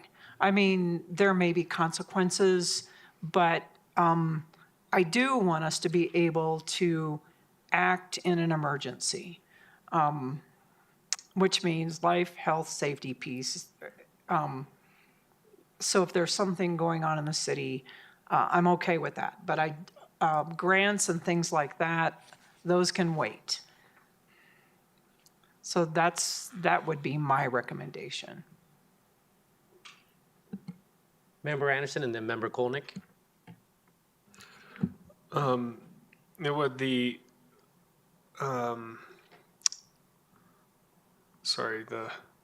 acquisition, the $100,000 limit.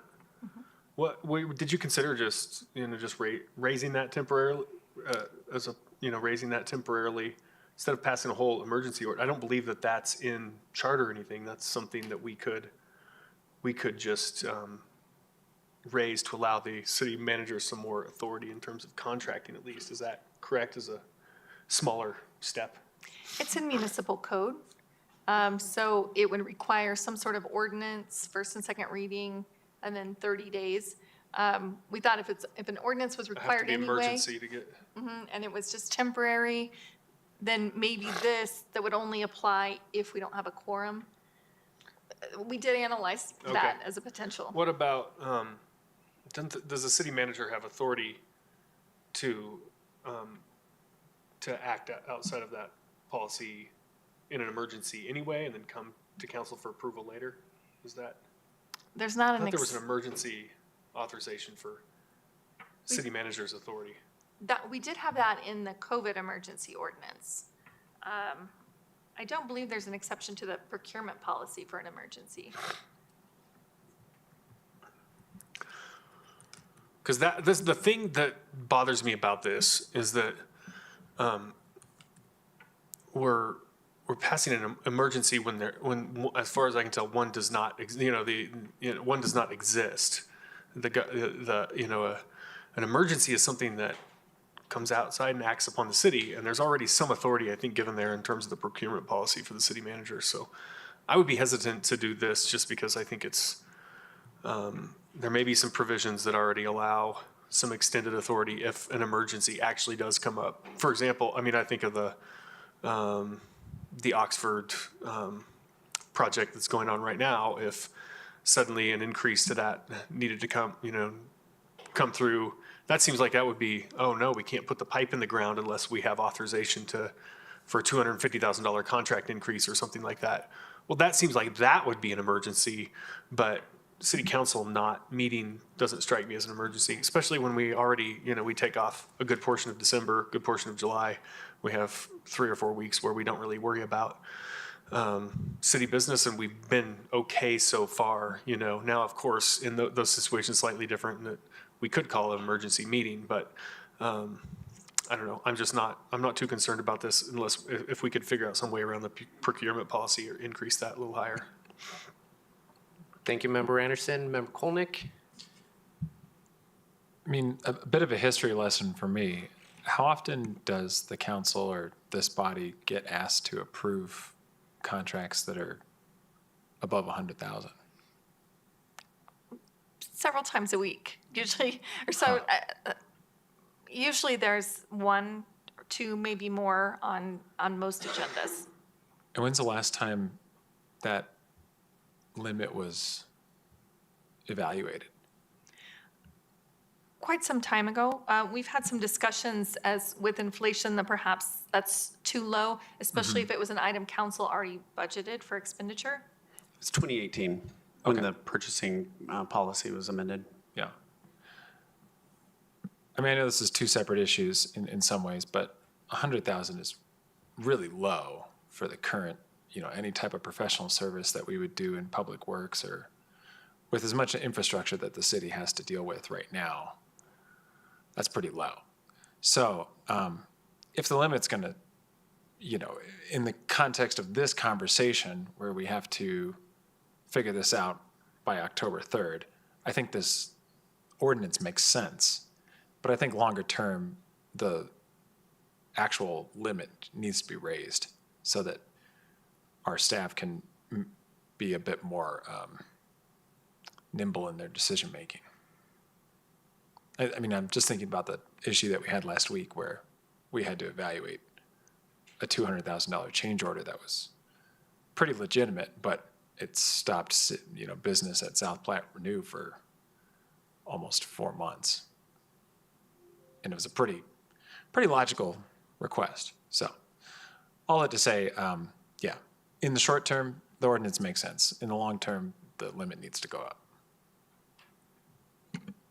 Thank you, Member Kolnick. I guess I'll ask my question. I know we're speaking more for emergency type situations, but what about, as Director Loh was kind of talking about, there's a lot of stuff coming up in the second half of the year in terms of infrastructure projects. And I'm thinking specifically, I think that we just got the RFP back, or the RFP closed for, the detention off of Windermere, basically. So what would happen in that case if we are not able to get a contract in front of council, prior to October 3rd? That doesn't constitute an emergency. That's the normal day-to-day infrastructure projects, but it is the major infrastructure project of the city. So what's the call there? That doesn't fit under this emergency ordinance or this ordinance itself, or does it? As written, it would. It would authorize the city manager to execute contracts that would otherwise require council level approval. So for this 2 months, it would essentially lift the $100,000 limit.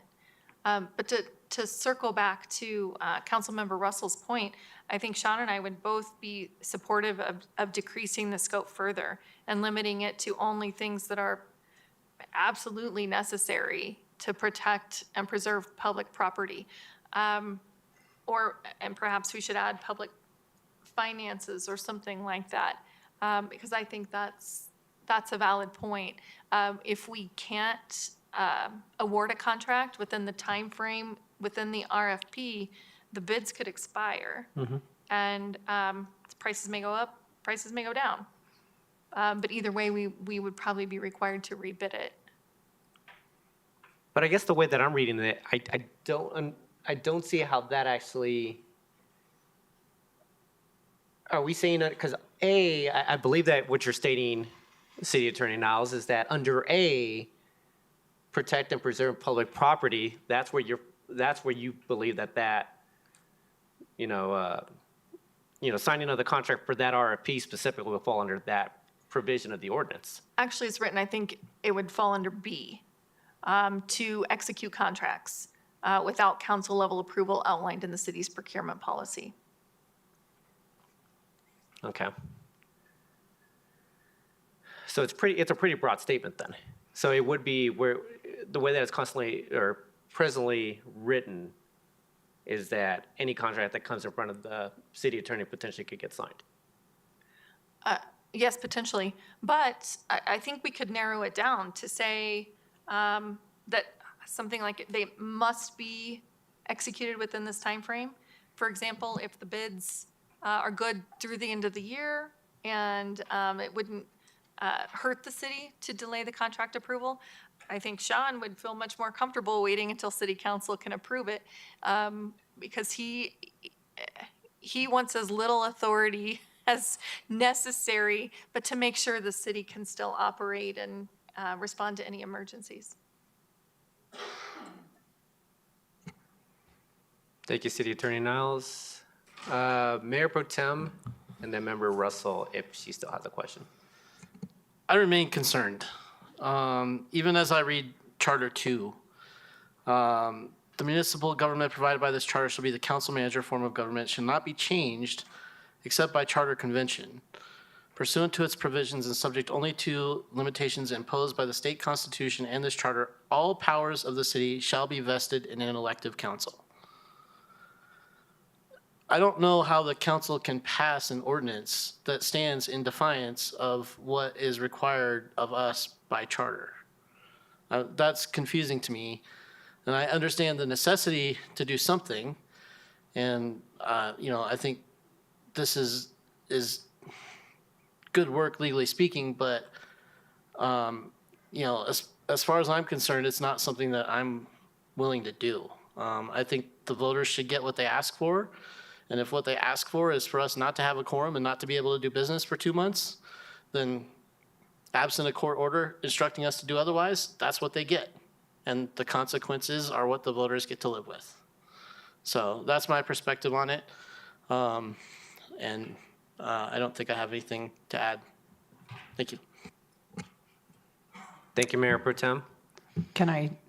Oh, yes, go ahead, Member Russell. That is why I wanted to limit it to an emergency only, because if we do that, it would not take an effect unless there was an emergency, and then the council has done their responsibility to make sure the city is taken care of. It is our responsibility to provide leadership for the city, even if we don't agree with what they're doing or what they've chosen to do. So I would like to have something in case there is an emergency, because you never know. You don't plan for emergencies. So I would like to do it. I would like to limit it to that. Thank you, Member Russell. Member Anderson? The challenge I see with that is emergency ordinances, which is what this would be, are already limited to emergencies, which there is not one yet. So preemptively creating an emergency, I think, is not what the Charter 41 exists for. There's no, lack of ability of the potential that there might be an emergency is not, to me, a reason to pass an emergency ordinance. You actually have to have one. I don't think this is something the charter contemplates exactly, but nevertheless, I don't know that I think I'm pretty close to Mayor Pro Tem in that I don't know it gives us the authority to do this. I think the way around it would be to increase or temporarily eliminate that procurement policy limit or something like that. But I guess we would have to do that as an emergency ordinance in the time frame we have. We would. So, sounds like we're stuck. Member Woodward? Yeah, to answer Member Anderson, I would think an emergency, us perceiving that there could be an emergency, there is a chance that that's going to happen. And it's going to happen on probably October 4th is when we find out. That's a reasonable expectation of an emergency or of a reason to have an emergency ordinance. So I'm still thinking it's prudent to have this because we don't know what the emergency is or what it could be until you have it. Thank you, Member Woodward. Member Russell? Thank you. Back in 2018, between city managers, and we had an interim city manager, and there were 2 or 3 sinkholes over on the west side of Santa Fe. City Council was called to emergency meeting 2 or 3 times in a row, Wednesday night, Thursday night, Friday night, because every time they started to repair one section of the pipe, a bigger area failed. And so they didn't plan on those things, but we won't have the city council here. And that's why I think that we should put it in place only if there's an emergency. And it's defined by, it would be defined in the ordinance that we wrote, correct, city attorney, like life, health, safety. And I just think it's wise to do that. Now, when we pass this, can we pass it so that it's only in effect if the recall was successful? So then Yes. it wouldn't go into effect if that didn't happen. Yes, and that would be our recommendation too. Okay, thank you. City Manager Lewis, how often do we get grants that have that quick of a time frame of just accepting within a month or two? I don't know on the small ones, but I would say, for the large ones, it's only a few times a year. But like the Hawk Lighting for Broadway, was that a time-sensitive grant from CDOT or who was it from? I think most of those that are transportation related, those are coming from either Dr. Cog or directly from CDOT. And I have the sense that they would probably work with us on something like that. I think, to the city attorney's point, item B is, probably the most, one that is the most likely to be problematic.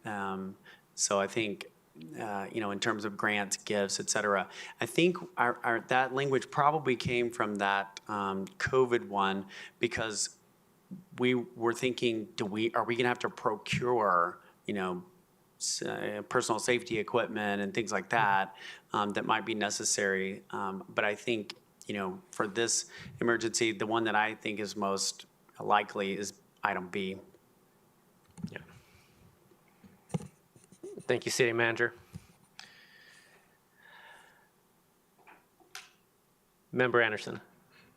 Did we find if there's a emergency authorization in our procurement policy for the city manager? It's not in the procurement policy and charter. It does say the city manager can make emergency purchases with council approval. That's charter. I think the way we've, sorry. Oh, I was just going to give the quote. Charter Section 118, in case of emergency affecting the public property, health, peace, or safety, council may waive all provisions for competitive bidding and direct the purchasing officer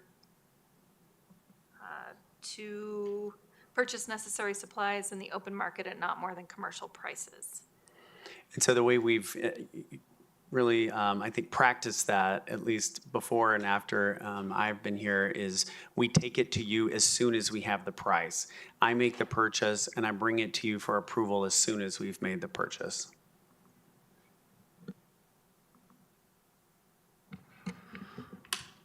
to me, that, that covers it. If there's an emergency that needs a purchase, then you make the purchase under that provision of charter and bring it to council for approval as soon as you have a quorum.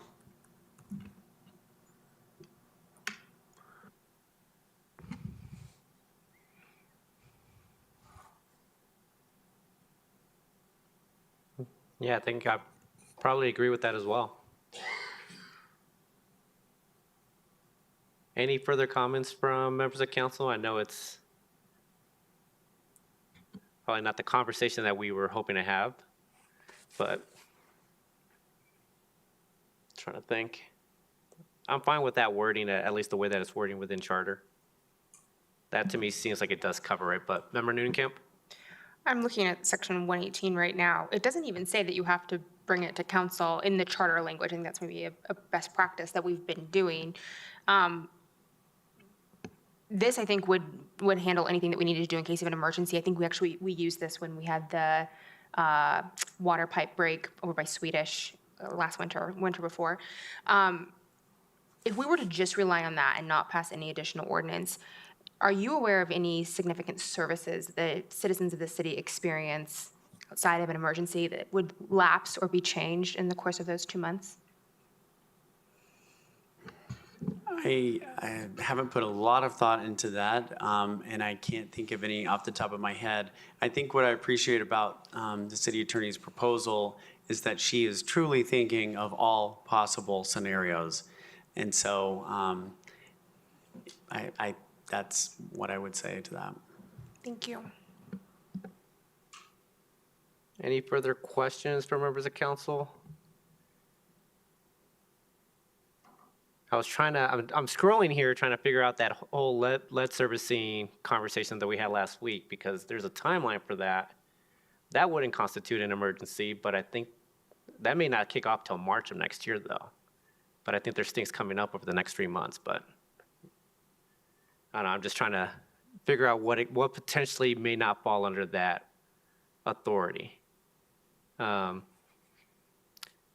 I don't see any further questions from members of council. I think, did we provide enough guidance there, City Attorney Niles, or? Well, Well, I was going to I'm say, not is like, sure. I've heard something, but from Member Anderson and myself, but go ahead. Well, what I could do is really, really limit and narrow the authority granted here under, and then bring that back to the next council agenda for discussion.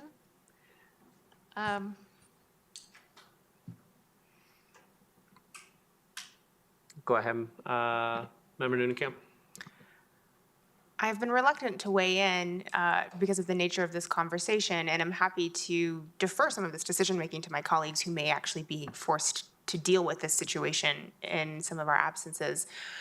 But my instinct is that there are some things that are already in motion that affect the long-term good of the community and the taxpayers that I would hate to see put into jeopardy in a way that we could avoid now. We have some foresight. We don't always actually have foresight in emergencies or the ability to plan for them.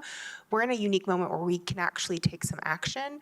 I'm very aware of some of the legal concerns that we have here, but I do wonder if we could narrow this, specifically Section B, to contracts that maybe City Council has already budgeted for, has already given direction on, maybe no new projects or something like that. I don't know if we could narrow it a little bit more so that we have a little bit more consistency. I'm just thinking some of the things that have already been given direction on, how could we ensure that those things keep moving, but maybe no net new projects are moving forward during that time. I'm not sure if there's an opportunity there.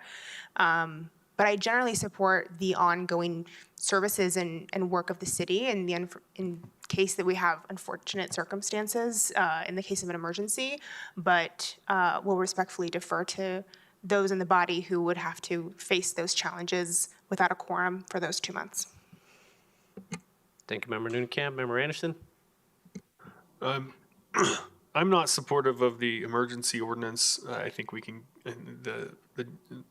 get the job done under our current emergency purchase provision in the charter. But I wasn't clear if we had council consensus now on moving forward with the ordinance or not. Thank you, Member Anderson. Anyone want to weigh in? Go ahead, Mayor Pro Tem. How do you read it? Similar to Member Anderson, this gives me a lot of heartburn. I understand what's being done here, and I personally would feel that it's probably a good idea and in the best interest of the city. I'm still not clear that we have the authority to do it. And that's, I think, what's bothering me the most about this. The other challenge we have is that if I read the charter correctly, an emergency ordinance needs to be approved unanimously. So in the event that we have one dissenter, it doesn't pass. Charter 41, emergency ordinances necessary for the immediate preservation of public property, health, peace, or safety may be introduced, read, and unanimously approved by a quorum present at any meeting of the council. So, my preference would be to go to the judicial branch for guidance on this. So it's a longer road, but that's how I would handle this. Thank you, Mayor Pro Tem. Anyone else want to weigh in?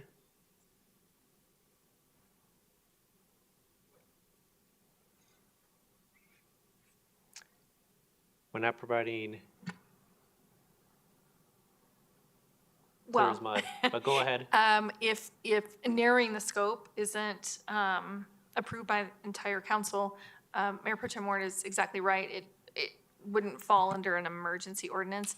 So we could do one of two things. We could consider it as a regular ordinance, which requires a vote of 4. However, it wouldn't go into effect until 30 days after last publication, which would be approximately October 20th, which would limit the window of a potential emergency. But I'm also not opposed to waiting and seeing, because maybe nothing will arise. Maybe this isn't required at all. And if something does arise, we could file a court action the next business day. We could request an emergency immediate order from the court. Now, if we get one, that's a different story, but we could certainly request it. And I'm not afraid to go in person and knock on doors to request that. So, and that was a route we really vetted and considered as well and analyzed that. So that works too. Member Anderson?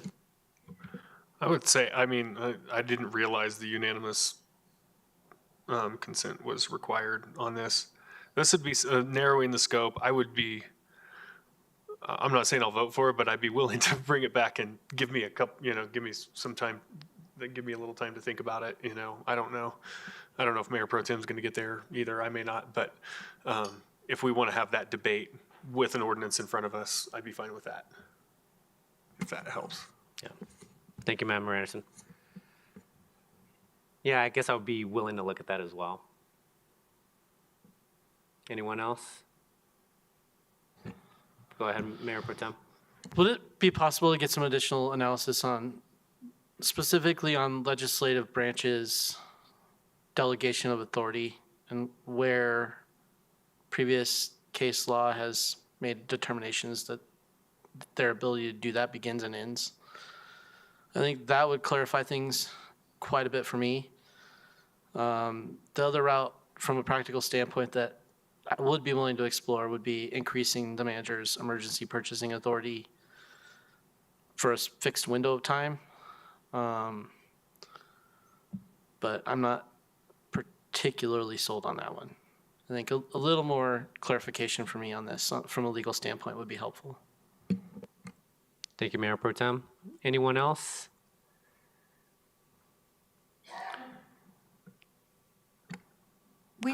We did already research that, and we found nothing on point. But I will do it again, and see if we can find anything else and do maybe a deeper dive on that. But I anticipate we won't find anything, but I'll look. The only reason why I ask is because I think it came up on a case that I worked on recently, but I don't recall the specifics, so I'll ask as well. Thank you. All right. Anything else from council? Sounds like it'd be a little bit more information that we received from our city attorney. All right, city attorney, anything else? Nope, I don't have anything else. Thank All you. right, city attorney, thank you very much for the information. We are now moving on to agenda item 6. This is reports from boards and commissions. The liaisons, has anyone met recently? I guess we haven't given an update in a while, but I'll open it up to Member Anderson. I'll give a couple updates real quick. I did meet or had the Housing Authority meeting, and I don't think I've reported on that since.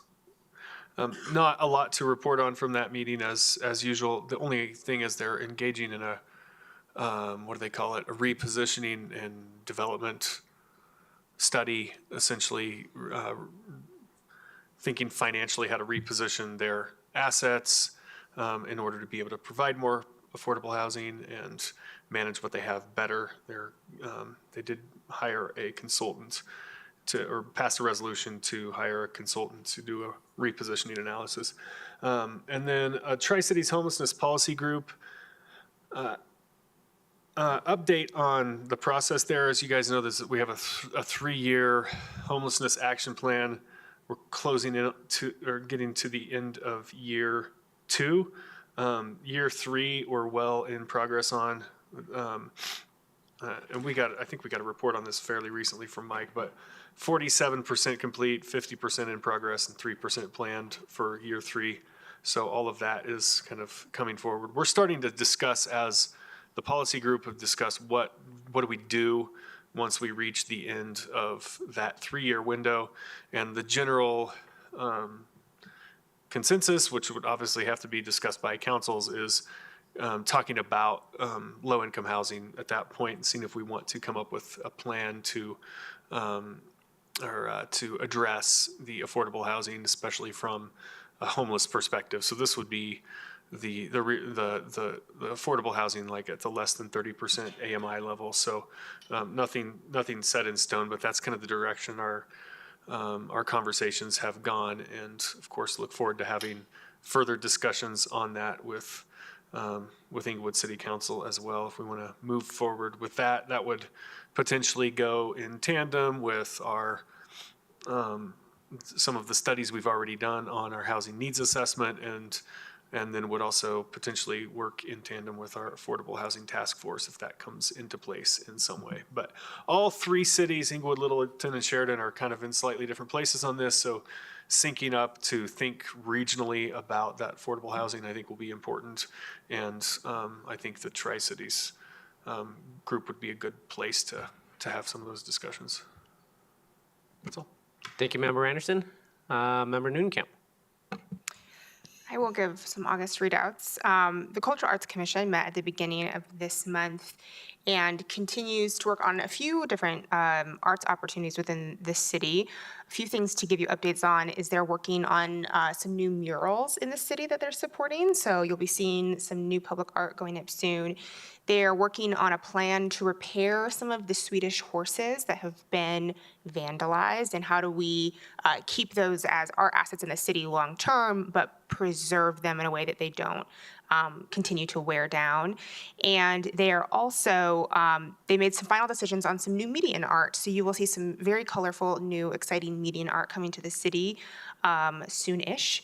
But I'm really excited about the pieces that they chose, and I'm excited to see that project move forward. And then quickly from the library board, the public library is having an arts or a book sale, later this fall, and they're currently collecting donations through September 2nd.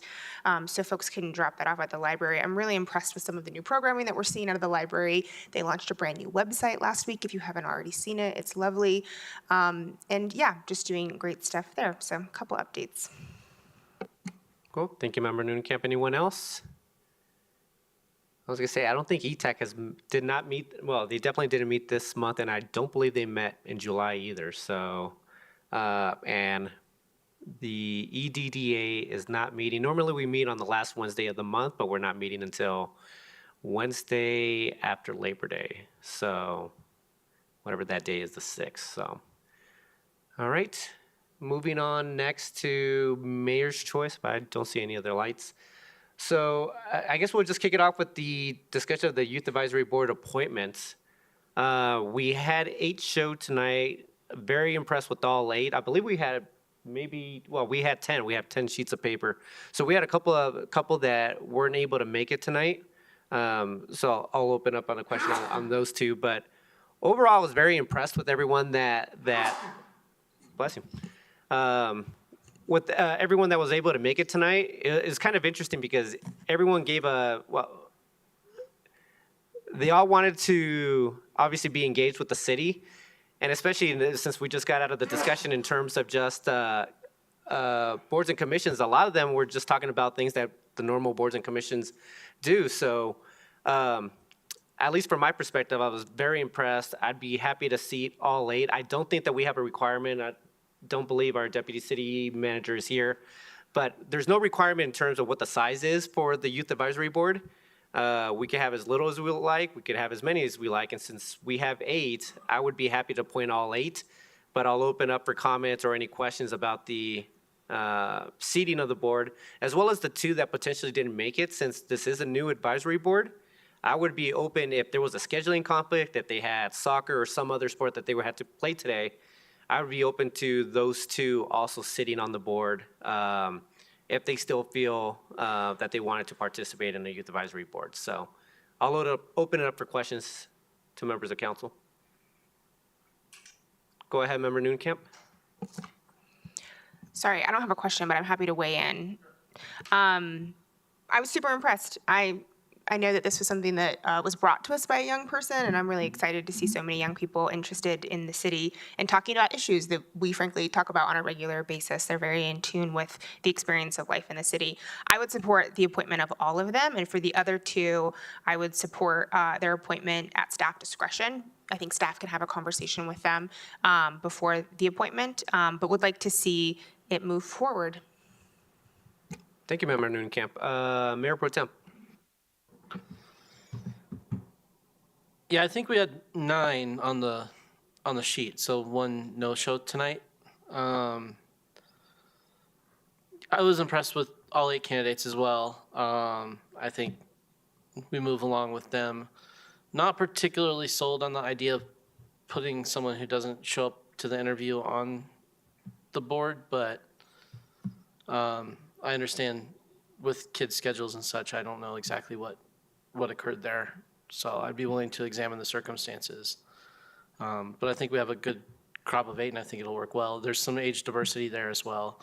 I think we have a group that we could split probably at the 7th grade level or something.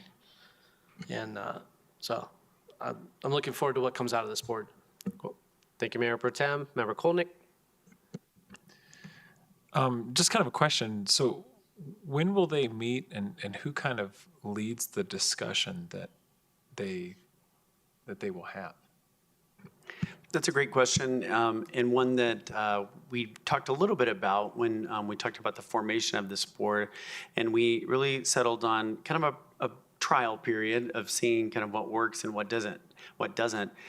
In my experience, early career as a staff liaison to a youth advisory board, we really let them talk about issues that had some sort of youth element that were also being discussed by council. So if it's a park project, maybe they want to talk about that, the playground area, design, whatever that might be, and then we just bring that to council, that feedback to council.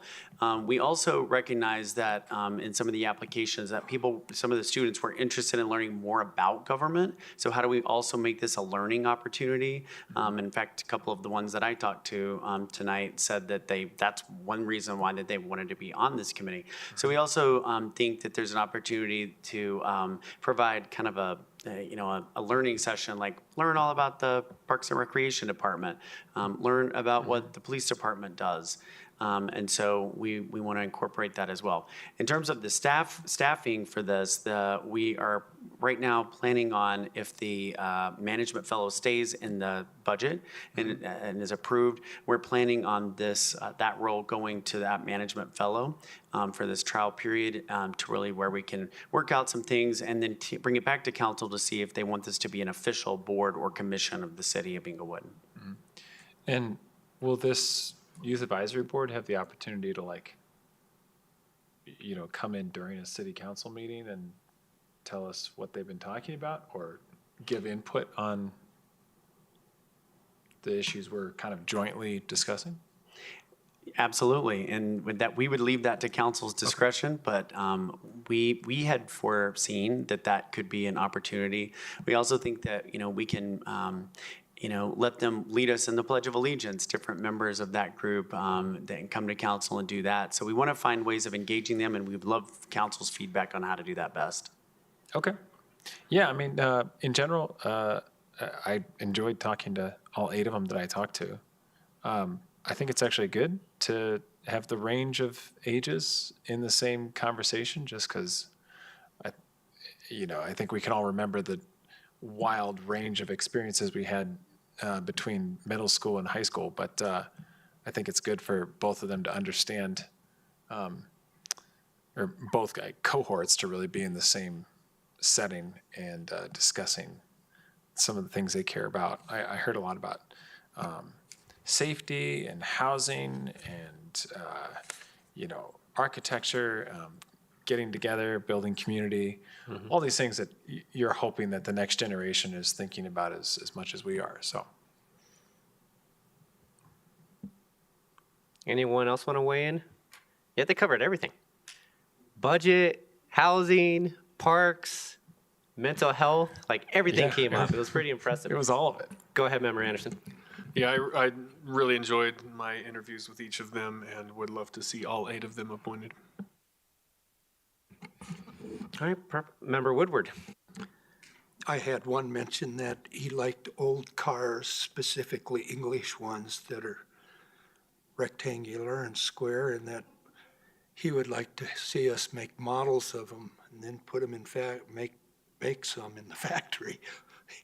I said, okay, we can do that. No, I enjoyed all of them. They were, safety was a big thing. Yeah. I think almost every one of them mentioned safety as something that they were concerned about, and civics specifically. I think 2 of them mentioned civics and stuff, so I thought that was great. Real quick, Member Woodward, I know Parks and Rec used to always want to get feedback from, I guess, tweens and teens. I guess my question is that something that Parks and Rec continues to do, is just try to get engagement with that age group? I know that I think at the time when I was sitting as the liaison, it was more about just not having enough for that age group to do within the city. Yeah, I think the way that in the past, the way Parks and Recreation Commission did it was by having 2 youth members. Cultural Arts also had 1, and I was bringing that up to the kids, that one or two of them were talking about the arts and the murals that they were seeing and the stuff in the city. And I mentioned to them, Cultural Arts Commission, I think they have youth, opening. And same with Parks and Recreation. So I think that's where that feedback in the past has come from. And I think it's having been on a board for years with kids from Parks and Rec Commission, and going to interviewing kids, high schoolers, and taking them to Washington, D.C. for the National League of Cities and having them meet representatives and senators. Pretty big and exciting things with the kids, and all kinds of interesting feedback. And it was really special kids. I mean, they applied for that stuff and got to go. So Member Nunekamp. I was just going to respond to Member Woodward's point about, I think also the Public Library Board also has a youth seat, if I remember correctly.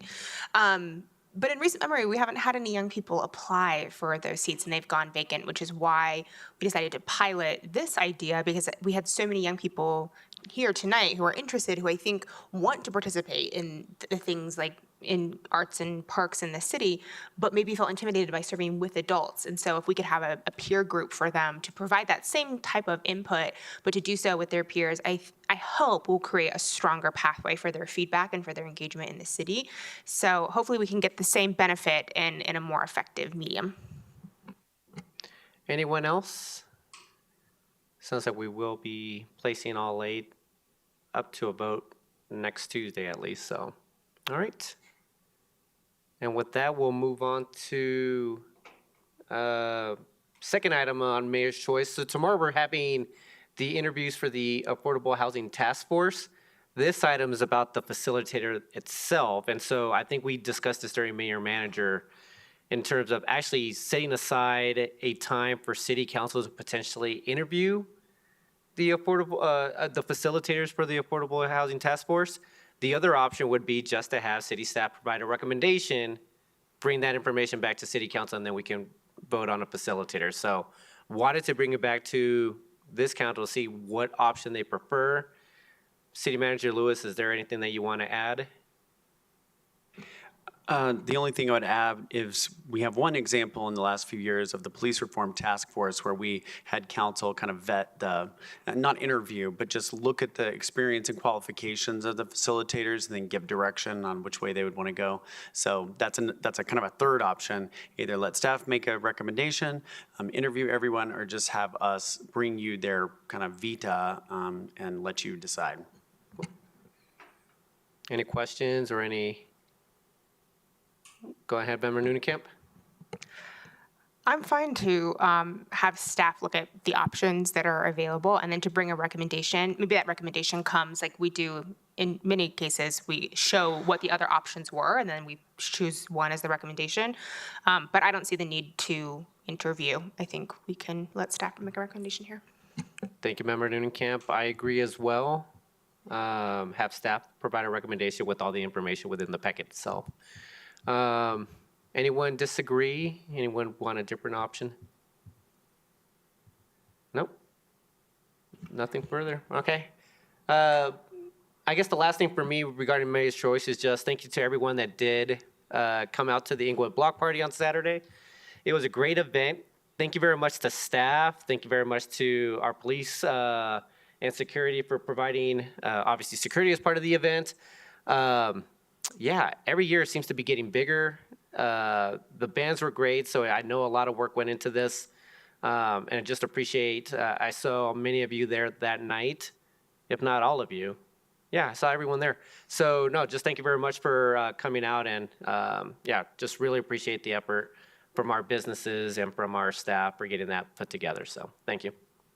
Council members' choice. Go ahead, Mayor Pro Tem.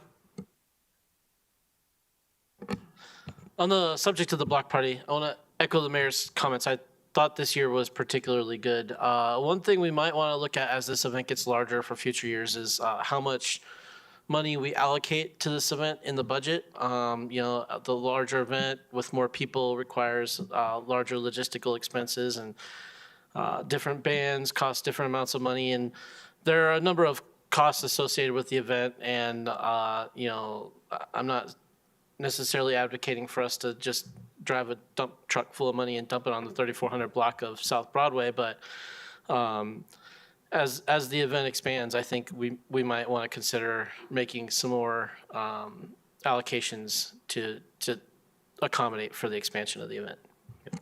Thank you, Mayor Pro Tem. Anyone else? Member Woodward. Weren't we going to talk about Bellwood? Somehow I got this. Yeah, we will. That's by email? Yeah, it's coming from Member Anderson. Oh, Member okay. Anderson's going to bring up that item. Okay. You were just faster than Member Anderson on the lights, so. That's the reason why he hasn't spoken to it fine. yet, so. Okay, I'm good then. Go I ahead. enjoyed the block party. It was good to see a lot of people. It seemed like it was larger, much larger than last year. So, and I got to take a nice walk to find my truck. So that was good. Thanks. Member Anderson. I'll go ahead and speak to the Bellevue issue. This is something I asked to have added to the agenda here. And I would like to see council support for having the city take over maintenance, weed maintenance, snow maintenance along this particular stretch of Bellevue, the right-of-way there. For a couple of reasons. I've heard from a lot of constituents that they don't feel safe out there. I've walked this several times. I know we've had this discussion before, but there is Excel poles along this stretch of Bellevue within the sidewalk that narrows the sidewalk at some places to quite a narrow space, and it's not ADA accessible. I know some of the people who live in some of these homes, this is particularly the stretch between kind of Sherman and Washington area. There are some elderly people who live along there. Their houses back up to Bellevue, so they don't have access, they don't have driveways, and so their fence goes right up to the sidewalk line. And so in order to maintain this area, to kill the weeds, they have to walk several blocks all the way around and into an ADA inaccessible area. Furthermore, this is an area of Bellevue where there's no parking lane, so the sidewalk already being a relatively narrow sidewalk with power poles in it feels incredibly dangerous to me as I've walked on it several times. I feel like I'm between racing cars, often going 40, 50 miles per hour, and then a wall of fence on the other side. And different people have different sensitivities to how safe something like that feels. But I'm very sympathetic to the ones who say this does not feel safe, nor is it safe. There's been a report of at least one elderly homeowner along there who a truck came by, and she apparently or reportedly fell over when the truck came by, which, like, I don't know, that wouldn't surprise me at all if that was 100% true, because those cars are really, a big truck going 50 miles per hour along there could potentially do that to someone. I know I'm accustomed to walking along a lot of sidewalks. I walk a lot of places in the city. This is by far the most dangerous I have ever felt at any place that I've walked in Inglewood. So I would like to, until we have some time to look into it further, possibly a code change is needed, but for now, I want to go to those residents and tell them the city is going to take over maintenance along that stretch. If there are 3 other council members who support that, that's what the direction I'd like to give staff. Thank you, Member Anderson. Member Woodward. Thank you. I'll be council number 2 to support that. This was the very first council request I had when I was appointed to city council in 2004, was to get Public Works or somebody over there and cut the weeds on the back of those fences, behind those fences. And what was it, 3 years ago or something like that? I listened, I think it was 3 years ago. I wasn't on council at the time, but I was listening and watching, I think, the meeting where the discussion came up, and I couldn't believe it. People need to go over there and just experience that corner at Logan going toward Broadway. And if you want to go out there and try and cut weeds and feel safe, well, you would have to be like Public Works. When they come out there and put a truck and then cones, have a few guys, the lanes blocked off, and then they have the guys cut it, just get rid of the weeds. But I think it's a safety issue, and it's some of the options here. I mean, it's not an issue for discussion for me. It's just, yes, whatever we have to do to codify it, make it happen. Thank you, Member Woodward. Anyone else? Go ahead, Member Russell. I would support that as well. So what about snow removal? Do we need to do that as well? I mean, That's what I'm recommending, is that we also do snow removal. okay. Thank you. That's even, to me, that's even more dangerous than the weeds because it's You might slip slippery, in the and then street. the plows come along and it piles up on there. I don't even know if snow removal is possible by Right. somebody with a shovel along there. I don't think you can remove the snow there. No. It plows right back on. Yep. It's total ice. I guess I have one question. Are we looking at this as a 1-year thing, or is this going to be ongoing up until the possible code change? Go ahead, Member Anderson. I would say ongoing until we evaluate the code. Well, I don't even know what needs to be written in code to make this, strictly legal. Whether it's something where you're, some safety clause, it's like if there's non-ADA accessible sidewalks, any place in the city where it's directly adjacent to high-speed traffic without any buffer zone or barrier, something like that. Maybe I would like to evaluate if there are other places like this. Is the only one I think I've ever heard from citizens specifically on, and have heard from them on it multiple times. But if there are others that are equally unsafe and we can define those criteria, I would like to put an exception in code or something like that to make this permanent. Member Woodward?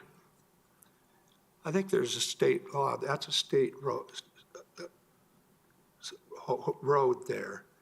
And I think there's a state law that basically says that anything adjacent to a highway or road like that is the responsibility of the property owner next to it. And along Hampton 285, before some of the development went on, around Washington and there, where they used to have a pretty good sized hill and stuff, the landowners next to it were expected to clean it all up all the way down to the highway. And I think we let the state enforce that. We weren't, the city, I don't believe we enforced it. But I think this should be a permanent type thing, unless the fence goes away and the sidewalk turns to 5 feet and that sort of thing. Thank you. Actually, I'm going to ask now just because I think now I'm a little worried about some of the other ramifications to this if we're going to be doing the snow plowing as well on on Bellevue, because city manager, Hampton, at least for some of the business areas west of Broadway, they had the snow plow come on and or come by, and it basically just the sidewalk that is just on the southern end between what is that? Is that Bannock? Between Bannock and the next street over, Cherokee. I think that area seems to get a lot of snow, and we've heard from the business owners in the past, and we require them to shovel their walk, but not. I think they have a little bit more space than the folks on Hampton. But I'm also wondering about the area basically east of Broadway as well. We have residentials over there, and I'm thinking east of Clarkson that potentially may only have a shorter sidewalk as well. But I'm just trying to think if there's apples to apples or not, but go ahead. I'm not aware of any other places that have this set of circumstances. And I do want to make a couple of points. The first is I would prefer this to be narrowly not codified myself and just general direction as an exception. But I also just want to make sure the council knows we absolutely don't have the staff resources to maintain this on an ongoing basis, and we will contract this out. And so we'll make that budget adjustment if that's where council directs us. Okay, that sounds good. Anyone in disagreement? Oh, go ahead, Mayor Pro Tem. Yeah, I think I'm fine with this change. I'll just note that on the staff report, one of the cons says treats the street differently from others.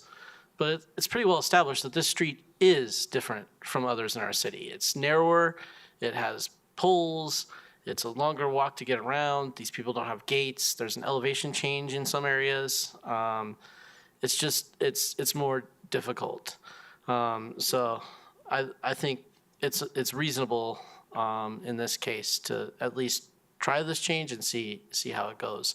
If we're talking about snow policy, I would say, as far as exceptions like this are concerned, I would be more inclined to accommodate residents than I would businesses on that. Don't know that I have a rational reason for that. It's just my immediate reaction. So, thank you. Thank you, Mayor Pro Tem. Anyone else? Member Anderson? I'll just say some final comments. Thank you, council, for doing this. I know the residents along there will appreciate it very much, and we're going to have a community meeting there Wednesday at 6 p.m. So let all of council know that as well. We're going to meet in front of All Souls, so council's aware if somebody wants to join in on that meeting. And I'll just say, I think Mayor Pro Tem is right. This is a different, the sidewalk here is different than any place I'm aware of. I wonder if it shouldn't be closed altogether. I don't know what that would take to kind of permanently close that sidewalk. I don't know how you would even do that, but it does feel like it's not a safe place to have our citizens walking. Nobody does anyway, which is why the weeds get so overgrown, because people don't walk places they don't feel safe, and when they don't walk there, the weeds don't get trampled down, and so they get overgrown. So I think we're seeing evidence of this being just a uniquely unsafe kind of place. But I appreciate council support on this, and we'll look forward to informing the residents. All right. Anyone else for council member's choice? Member Noonekamp. Thank you, Mayor. I want to bring something up to see if council would support asking staff to do another look at our food truck and special events ordinances. I've heard from local business that's having some trouble complying, and I think it sounds like there is still some ambiguity in the way that the ordinance is right now, and I think we could improve it and make it better, especially for small businesses who want to contribute, who want to have special events. And I'd like to be responsive to that request. So unless there are any concerns, I think it would be good for us to see if we can make up some ground there and improve that. Member Noonekamp, so is it two things? One for the food trucks and one for special events? It is. Okay. City Manager Lewis? I was just going to say, I think the challenges that we hear are very much interrelated between food trucks and special events. So I think if we were going to take a look at, I would take a look at both as opposed to just one or the other, because I think they go in tandem so often. Thank you, City Manager Lewis. Mayor Pro Tem? Isn't that already in the works? I would have brought this up earlier myself, but I was informed that something was already in the works relative to that. Yes, I've already been working on those issues. First, we've been working on the food truck licensing. Then we'll focus on the special events because it's actually a bigger process. So on the food trucks, I've coordinated with multiple city departments, reached out to various licensed food trucks in the city, and had some really good conversations. I've also spoken with Arapahoe County regarding their licensing of food trucks to determine if it truly is duplicative of ours. Had some significant conversations with our fire marshal to make sure that the food truck licensing from Arapahoe County ensures the level of fire safety that our licensing does. And I think the fire marshal emailed me back today on his thoughts on that, because he was coordinating with both Arapahoe County and also Denver Fire does food truck inspections. So spent a lot of time on that so far, and then we'll bring a proposal to council. Then the special events licensing, we have 4 different licenses in the city, so trying to clarify that, and that will be the next step. Great, thank you. A step ahead. I wasn't sure if we needed any more council direction on that. I knew that we were engaging, but it's really important to me that as we engage with our small businesses, that they say that this is an excellent place to do business. And so anytime that we hear anything that is less than that, I like us to be responsive. So I appreciate staff working on that. Cool. Anything else from members of council? Seeing none, City Manager's report. Thank you, Mayor. I only have one item that I could have brought up during the Affordable Housing Task Force discussion, but we do have one applicant who's had a family emergency and is leaving for Iowa this evening. She would like to interview virtually if you all would allow that, if we can make that happen. She knows you all want that to be in person. The other item on, so I got the thumbs up from 3. Does that, maybe 4th? Okay, great, 4. Yeah. So the other question on the Affordable Housing Task Force that you all have interviews for coming up is that there were a couple of slots that were created, with, we wanted an affordable housing developer, we wanted someone from the school district and that sort of thing. We do have a few of those slots open, and so what we would propose is that you proceed with interviews, select those that you want to slot in, and if there are some slots still open, that we allow them to open this up for some time period. Perhaps you all can go out and talk to folks, get people to apply for those. It's just a handful. But if that's all right with you, we will, as soon as we finish interviews, we'll reopen that if that's a desire of council. Cool. I'm good with that. City Manager Lewis, Member Noonan-Kim. Just to be clear, will we clarify which spots we're reopening, or will we reopen for everyone? 'Cause I'd hate for a bunch of folks to spend time applying for something that's not actually open. Right. I think because there are some applicants who could slot into a couple of those positions, I think it might be best for you all to decide who you want to put and who you want them to represent, for instance, and then we will then identify which gaps we still have. Does that work? Yeah, because there are some that are more open-ended, like renters, business owners, and then there are some that are quite specific, like someone from the school district, where I think we might need to have more of a conversation than just an open call. So I just want to make sure that we're being specific about who we actually need still. Okay. Does that make sense? Yes. Okay. And that's all I have, Mayor. Thank you very much, City Manager Lewis. And with that, everyone, we are now adjourned. We'll see everyone tomorrow. Have a good evening.